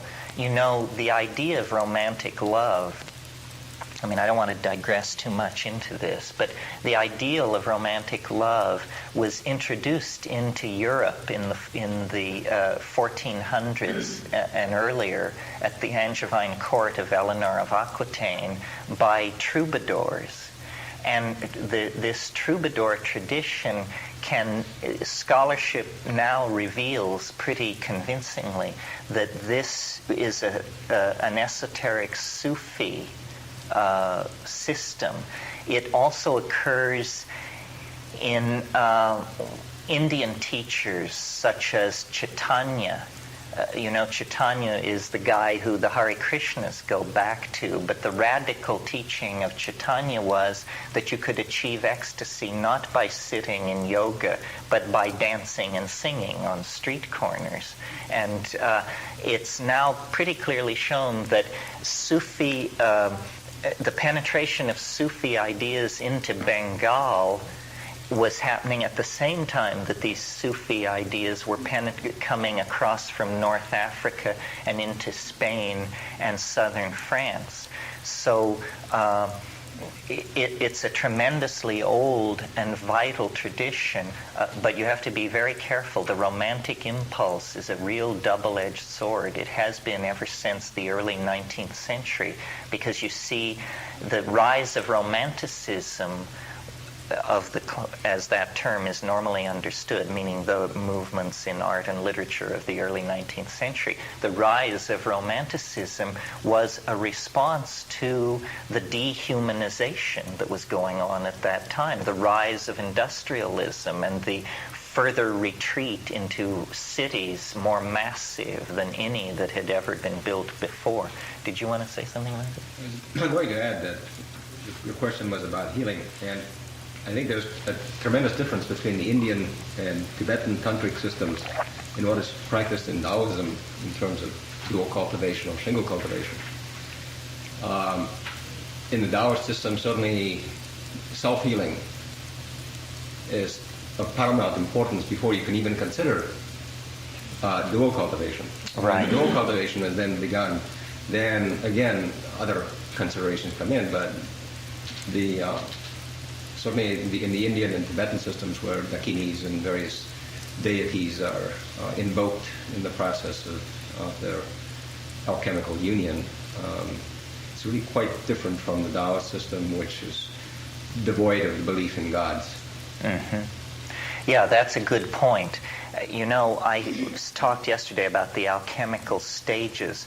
When you have reached the albedo, the final whitening of these processes, that final whitening is, from a higher perspective, a new Negredo. And you must always build and build again. And so you have to be fairly confident that you have already realized a certain portion of yourself before you then embark on these tantric double experiments, because a lot of tantric text reads very vampiratical. I mean, it's all about expelling the semen and then sucking it back in, and it's like an energy war. It turns into black magic. The losing partner in these deals is just left a withered husk, and this is not a higher completion to be sought for. You're correct. There are supposedly, whether they're myths or documented stories, about one Chinese empress who caused the death of more than 1,000 men because of her vampirism. And it was sexual in nature. It was sexual in nature. Uh-huh. Okay, then a couple of other points here, and then we'll break up. The gentleman here who had nothing to comment or wanted to sit it out reminded me, since we were talking about the Valentinian system this morning, my favorite archon, aside from Sophia, who's so interesting because of the little story about how she made the universe, but the 12th archon in the Gnostic system is a unique entity. I don't know of another religious system that has this notion. The 12th archon in the Valentinian system is called the Watcher. And that's all he does. He does not input into the system at all, but is the witness. And somehow then this creates a validating dimension that is very important. So I just want to affirm that the Watcher is a very strong platform on which to stand. I mean, would that I could learn to keep my mouth shut. Would that we all could. So the Watcher is a good archon to keep active on your inner altar.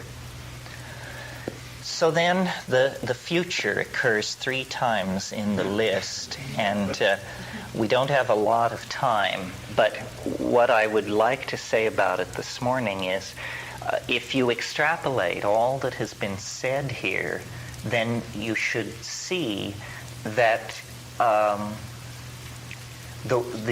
remember how I said that one view of alchemy was that the alchemist intervened in natural process in the role of a catalyst. For those of you who aren't chemists, a catalyst is something which causes a chemical reaction which is going on anyway to proceed at a faster rate, but the catalyst is not consumed in this process. It simply accelerates it.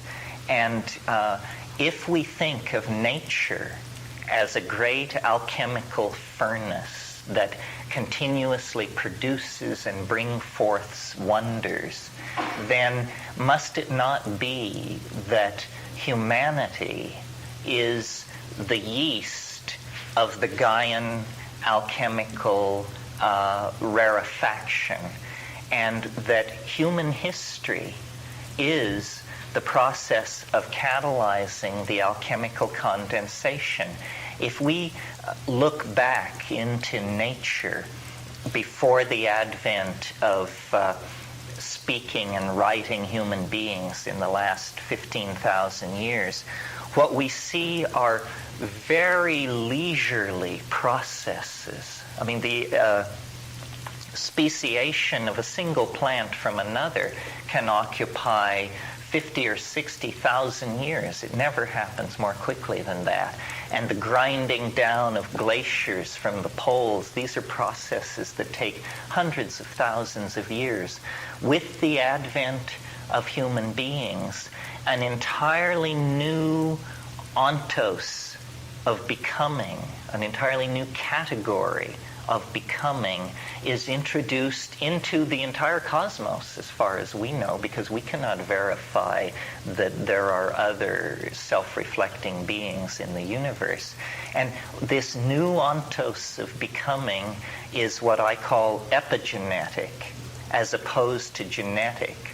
All other change in the living world, in the world of bios, of zoa, it occurs through genetic change.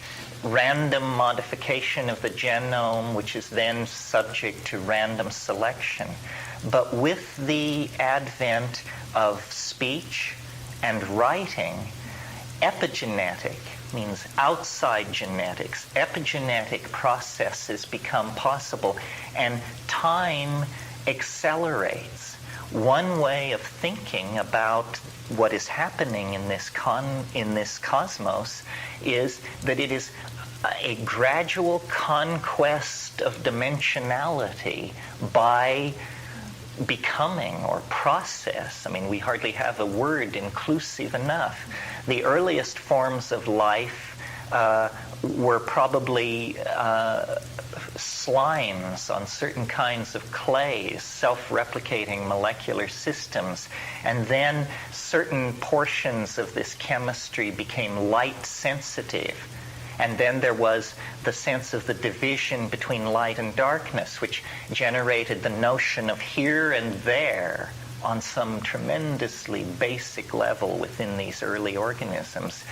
Once you have the concept of here and there, motility, the ability to move, the cilia that dot the surfaces of protozoans and stuff like this are elaborated, and a new dimension enters the picture, the dimension of time.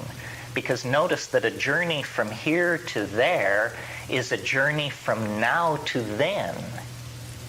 And then as more refined perceptual apparatus arose and more refined systems of moving animal bodies arose, a steady conquest of dimensionality occurred, the movement of animals onto the land, and so forth. Well, then, with the advent of memory, and memory must be mediated by language, except at a very crude instinctual level, memory is a time-binding function. It's a way of somehow taking the past and calling up its essential properties so that they are co-present with the given moment of experience. And when you, it's one thing at the level of the song and dance of pre-literate peoples, but once you begin to chisel stone and write books, then you're into the epigenetic domain in a big way. And once you cross the threshold into the world of electronic media and that sort of thing, once you achieve powered flight, once you can hurl instruments outside the solar system, these are time-binding functions. And the alchemical intent, recall, was to accelerate nature's intent toward perfection. And the alchemists all believed that nature was growing toward a state of unity and perfection, that given millions and millions of years, everything would turn to gold. Everything would find its way toward the Platonian one. So now we live in a world that appears to be on the brink of its own death or extinction, and the reason we make that assumption is because our bridges are burning behind us. We see no way back to the world of the hunting and gathering pastoralists of the high Paleolithic, of the Saharan grasslands. We see no way back to the Gothic piety of a Europe with under 30 million people in it. Our bridges are burning, and our religions, Islam, Judaism, Christianity, the major Western religions persistently insist that we are caught in a tightening spiral of ever-increasing speed that is carrying us toward an unimaginable confrontation with something which they call God, the second coming, the Messiah, you name it. As cool-headed a rationalist as Arnold Toynbee, when he sat down to write a study of history, he finally had to face the question, what is history for? And the best he could come up with is history must be about the entry of God into the domain of three-dimensional space. Well, we don't know what God is. Let's not call it God. Let's call it the Philosopher's Stone. Let's call it the Sophic Hydrolith. And I believe that the chaos of our world, the apocalyptic intuition that informs our religions and our dreams, is because ahead of us in time, and now not that far ahead of us in time, is something which, taking a page from the mathematical concern called dynamics, we can call an attractor.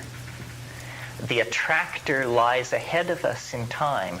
Universal process is not driven by a downward cascade of Cartesian casuistry. That's the scientific notion, and it leads to a universe of entropy and heat death millions of years in the future. But what we see around us is a continuing and accelerating complexification as human beings, machines, ecosystems, the solar system itself is beginning to knit itself into a tighter and tighter organization. I believe that alchemy provides the best metaphors for understanding this. Nature is the great alchemist par excellence, and we, as its minions, through history, are accelerating the condensation of being toward the unimaginable. So that in my system, my way of thinking, there's ultimately a symmetry break with ordinary history. And I call it all kinds of different things, but here this morning, the transcendent other.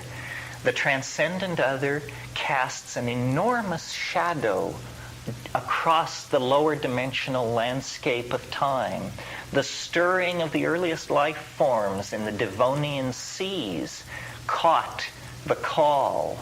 And every step that has been taken since then has been ever quicker toward the transcendental other. It beckons us. And history is haunted by this thing. History is the shockwave of eschatology. History is a process that lasts, let's be generous, 25,000 years. The wink of an eye in geological time.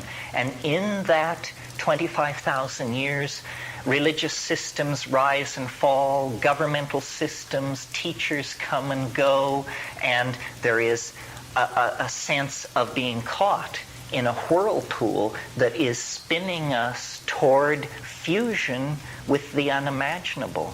And this is why the skies of Earth are haunted by flying saucers. They aren't coming from other solar systems. They are scintillas. Remember this alchemical term, sparks. They are scintillas being thrown off from the alchemical quintessence which lies like a great attractor at the end of time. And the purpose of science and technique and electronic media and information transfer and all of this stuff is to knit us together, to dissolve our boundaries and to bring us to a point of singularity where language fails, where we lean over meaning's edge and feel the dizziness of things unsaid. And this lies now, I believe, within our lifetimes, within the lifetime of most of us. This is actually going to break through. I mean, I'm like one of those people carrying a sign that says, "Repent, for the end is near." It's as nutty a position as you can possibly hold. That's why I suspect it has a reasonable chance of being dead on. So that is the point of talking about alchemy and this melding and the production of the quintessence and all that. It is because we are a gnat's eyelash away from a full confrontation with the transcendent other. Our dreams are haunted by it.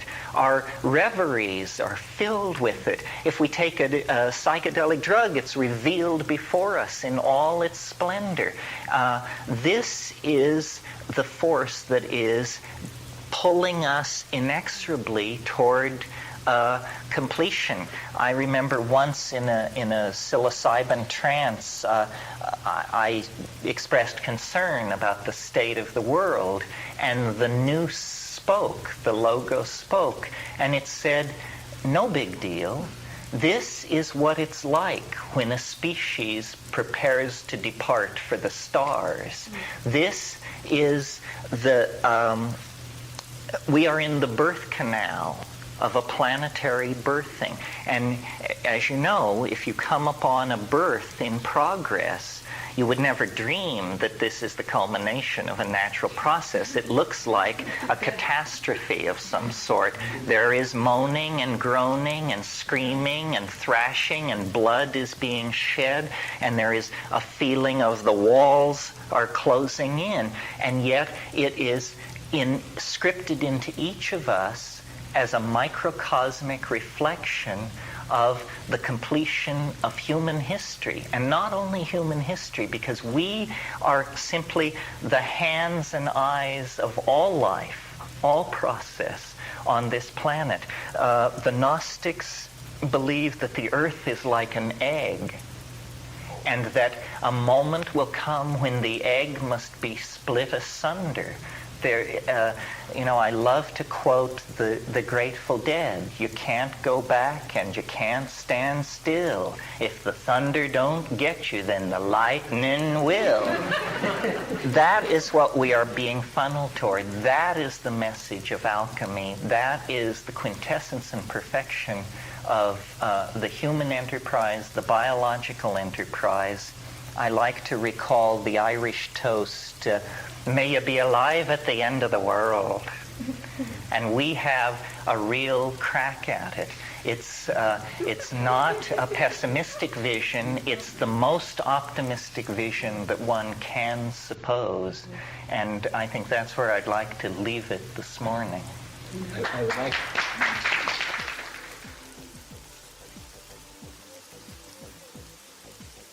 You're listening to the Psychedelic Salon, where people are changing their lives one thought at a time. So, 25 years ago, Terence thought that he and those who were there with him at the time may actually still be alive at the end of the world. Sadly, Terence didn't make it himself, and the world is still going, but I suspect that most of the other people who attended that workshop are still with us. And it doesn't take too close a look at the world situation to infer that, well, maybe we should all be carrying signs that say, repent, the end is near. Of course, it all depends on what one thinks of as being near, doesn't it? Well, this is the last of the tapes from Terence's May 1991 workshop that dealt with alchemy and the Hermetic corpus. And from some of the comments that I've been seeing, you might have enjoyed it as much as I have. In the next few weeks, I'll be playing talks from several other people, but have no fear, there is still more of Terence McKenna to come this year. And if you still want to listen to more about alchemy from Terence, you can go back and re-listen to podcasts 223 through 226, which were titled Mckenna, Hermeticism and Alchemy. And now I'd like to welcome our new readers to the Psychedelic Salon magazine on Flipboard.com. If you're ever up late at night and can't get to sleep, you'll now find over 1,400 articles posted there. And that should keep you busy until the sun comes back up. Now, here are the titles of a few news stories that I've posted over the last several days. 6 branding tips unique to cannabis business. Americans will spend $23 billion a year on legal weed by 2020. Pot legalization hasn't done anything to shrink the racial gap in drug arrests. Supreme Court rejects state's challenge to Colorado pot law. First month of recreational weed sales in Oregon generates $3.5 million in tax revenues. The 3 most important marijuana battleground states in this year's elections. the real but exaggerated danger of stoned driving. Put weed in your ceviche for next-level weekend vibes. 5 Reasons Blue Dream is the most popular marijuana strain. And 5 substances that are far more addictive than marijuana and that are legal. Here's Action Bronson at a high-tech cannabis lab whipping up dabs.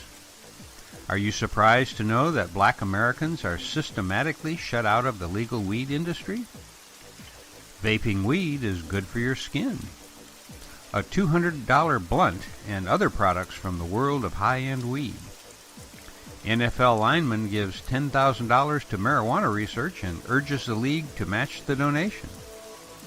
How potent is that pot brownie? Dry ice in a blender might crack the case.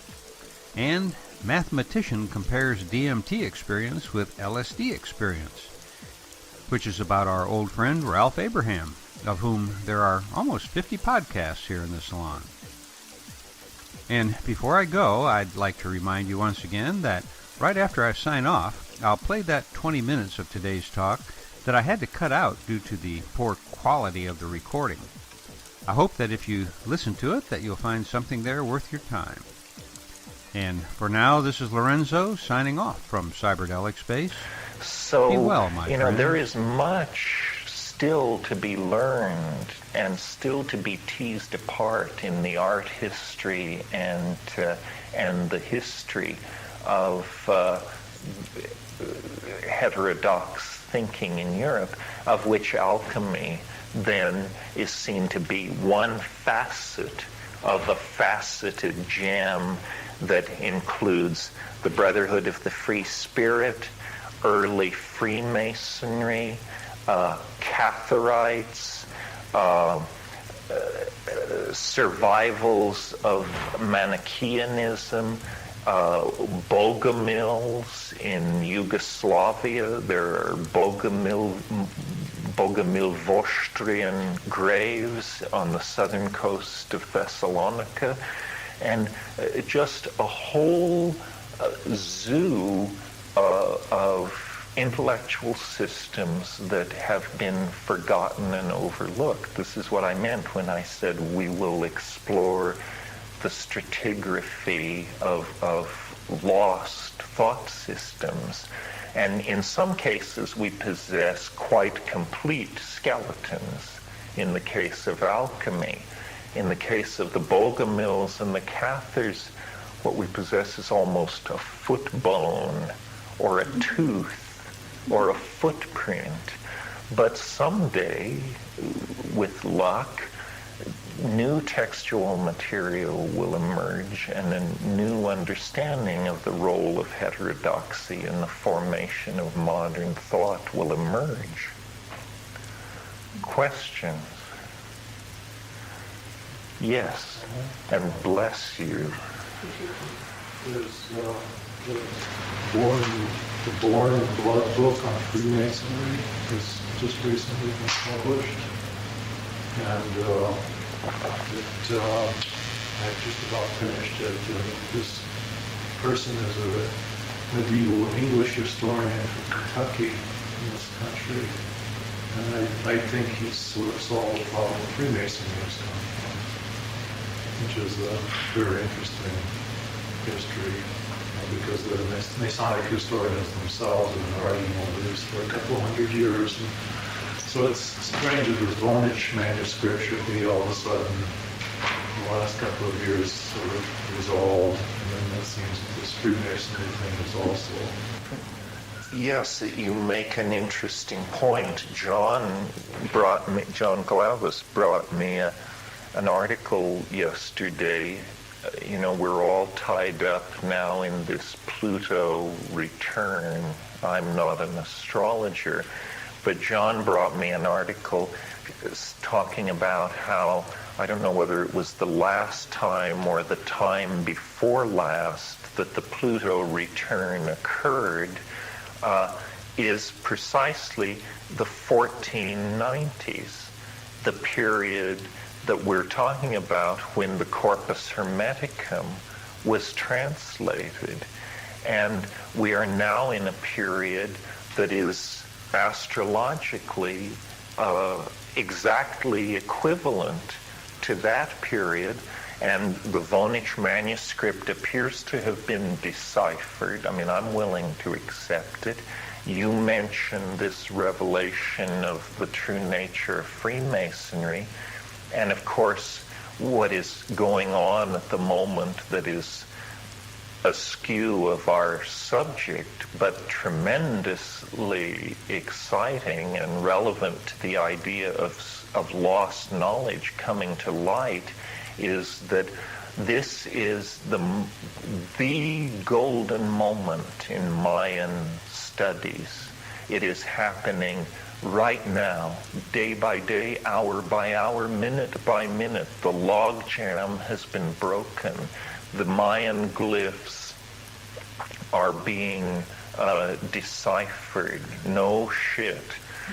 And it has to do with an entirely new approach that some Russian linguists have taken. And if any of you are it will never happen again. So far as I know, there are now, with the Mayan decipherment, no real undeciphered languages left. The Harappan script was deciphered a few years ago, but really it wasn't that interesting because we only possessed something like 6,000 characters in Harappan. But the literature of the Maya, when you take not only the hieroglyphic, the stone texts, but when you add in the ceramic texts, why, we have a lot of Mayan material, and it is being deciphered at a furious rate. If you're interested in this, Linda Scheel has written a book called A Forest of Kings. And how I do envy this woman, because what she is doing is writing the first history of the Maya in 1,000 years. I mean, we're not now dealing in the realm of gods and myths. We're dealing with stuff like, on the 14th of May, 642, an army from El Caracol met an army from Tikal and triumphed and deposed 3 Flint and placed on the throne. It's this kind of stuff, real history.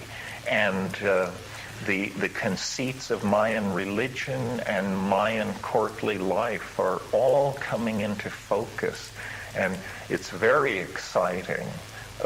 It's all these people who have tried to make the Maya into some kind of Atlantean civilization should be running for cover at this point, because the picture that emerges is not as pretty as we might wish, but hey, know the truth, and the truth shall set you free. I would choose truth over illusion anytime, no matter how damaging it might be to somebody's conceptions of these things.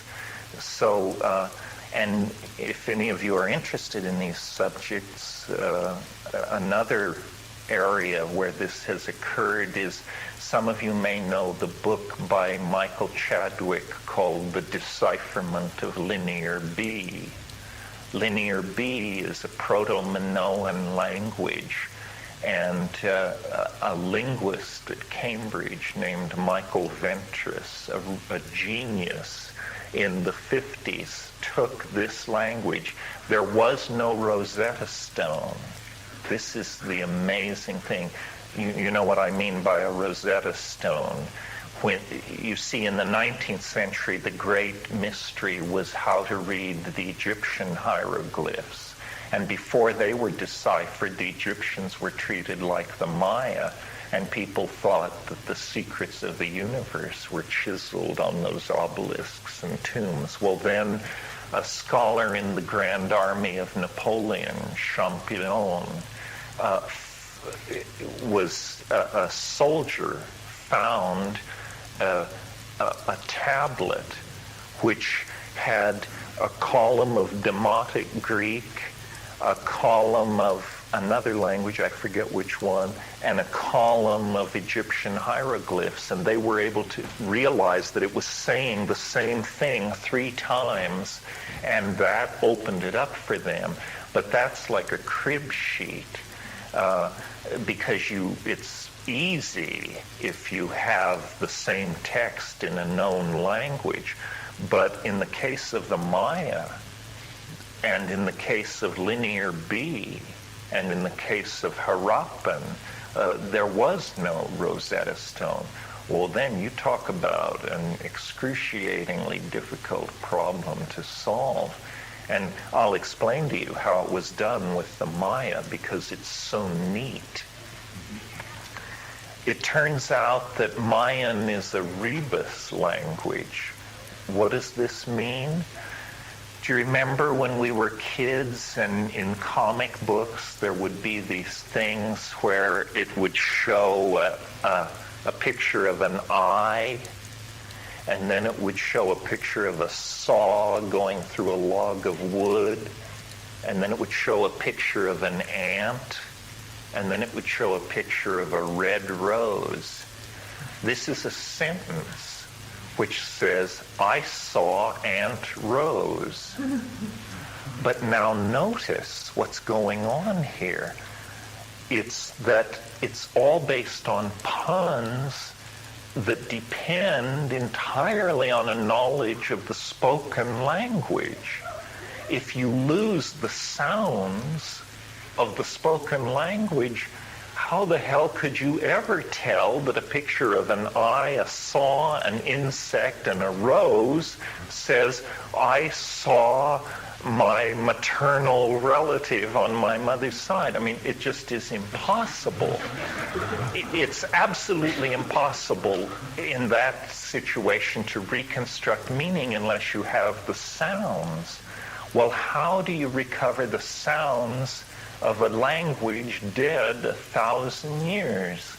Well, these Soviet linguists had the good sense to go and look at living Mayan languages, of which there are 15 living Mayan languages in the Americas, and they discovered one of these dialects where when you set Mayan hieroglyphs in front of these people and they named what they saw, meaning came out of their mouths. And that broke the logjam. And then, you just rev up your computers and use all the standard tools of modern linguistics and philology, and the stuff just begins to pour out, clear as day, no problem. They asked a Mayan. Yes, they had to go to a Mayan. You're right. Good point. It had never occurred to them.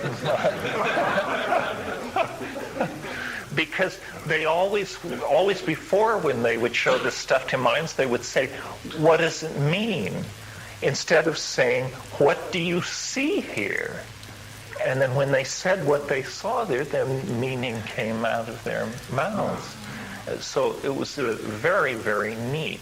It shows once again the hubris of modern scientific methods, that we tend to dismiss the aboriginal and the primitive. I mean, this was, to turn it toward my own favorite subject, this was the state of modern medicine. Nobody would ask people in the Amazon basin, what plants do you use for malaria, brain tumor, shrinkage, and so forth and so on, because they were just dismissed as superstitious primitives. It was thought that the doctrine of signatures was operating.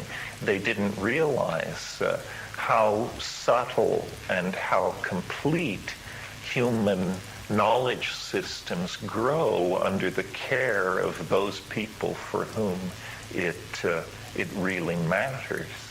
is there anything that needs to be said about this? The redemption, the project of the redemption of spirit from matter turned into the project of redeeming the general society of the time toward a utopian vision.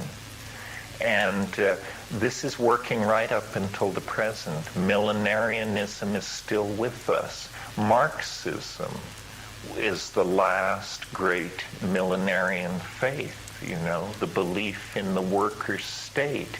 It occupies the same relationship to these alchemical utopias as Heideggerian existentialism has to second century Gnosticism.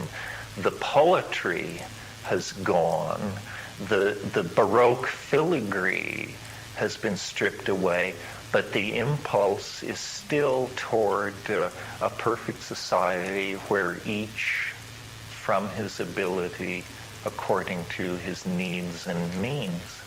And it lives on.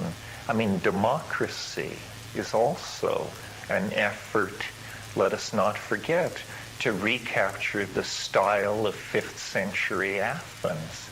I mean, we forget that this was a city-state, half of whose inhabitants were slaves, and yet we are so under the spell of the utopian dream that we continue, and not without import and reason, I think, to try to labor toward a just and decent world where the lion lies down with the lamb. And that was, and it remains, the alchemical dream. I very much enjoyed and kind of having flashbacks to memories of life. I actually majored in history in college, and the first history professor that I had was a wonderful old man that really, when I now look back at it, taught the history of ideas. The rest of my major in history was pretty much politics and all this kind of thing. It's kind of a wonderful experience to suddenly get back to what got me turned on about history and what gets me turned on and opens my mind again. Just looking at some of these thoughts and some of these things that have been forgotten, suppressed, and put down, and so that's bullshit as traditionally trained scientists and so on. Opening my eyes to the fact that yes, there are many things that we must and can learn from what's gone before, all the great ideas that are out there. We just have to grasp them and find what's right and apply it. I too am interested in how we make this more meaningful, this future. One thing that occurs to me to say, I once, in one of these revelatory dialogues with the Logos, asked the question, why me? Why are you telling me this? Because I was a poor hippie, I was penniless, I was a traveler, and the answer was instantaneous. It was because you don't believe in anything. Because you don't believe in anything. And I think that that's a very pure position to hold. We're not trying to ensnare you to abandon your Jewishness or your Presbyterianness or belief. If you believe in something, you have precluded the possibility of believing in its opposite. And you have hence limited your freedom. Everything is to be judged by its efficacy, by its effectiveness in the real world. And I think that I have a horror of all belief systems. I just don't like them. If somebody tells you they have the answer, flee from this person.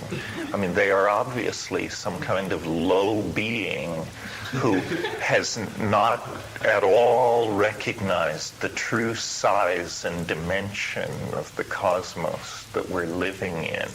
And if you can keep yourself free of encumbering beliefs, then your dialogue with the Logos can go forward unhindered. Sometimes when I am in the trance of psilocybin, I will say to the entity, begin to show me yourself as you are for yourself. Don't give me the scaled down, humanized version. Begin to show your true nature. And after a few moments of that, then I have to raise my hand and say, enough.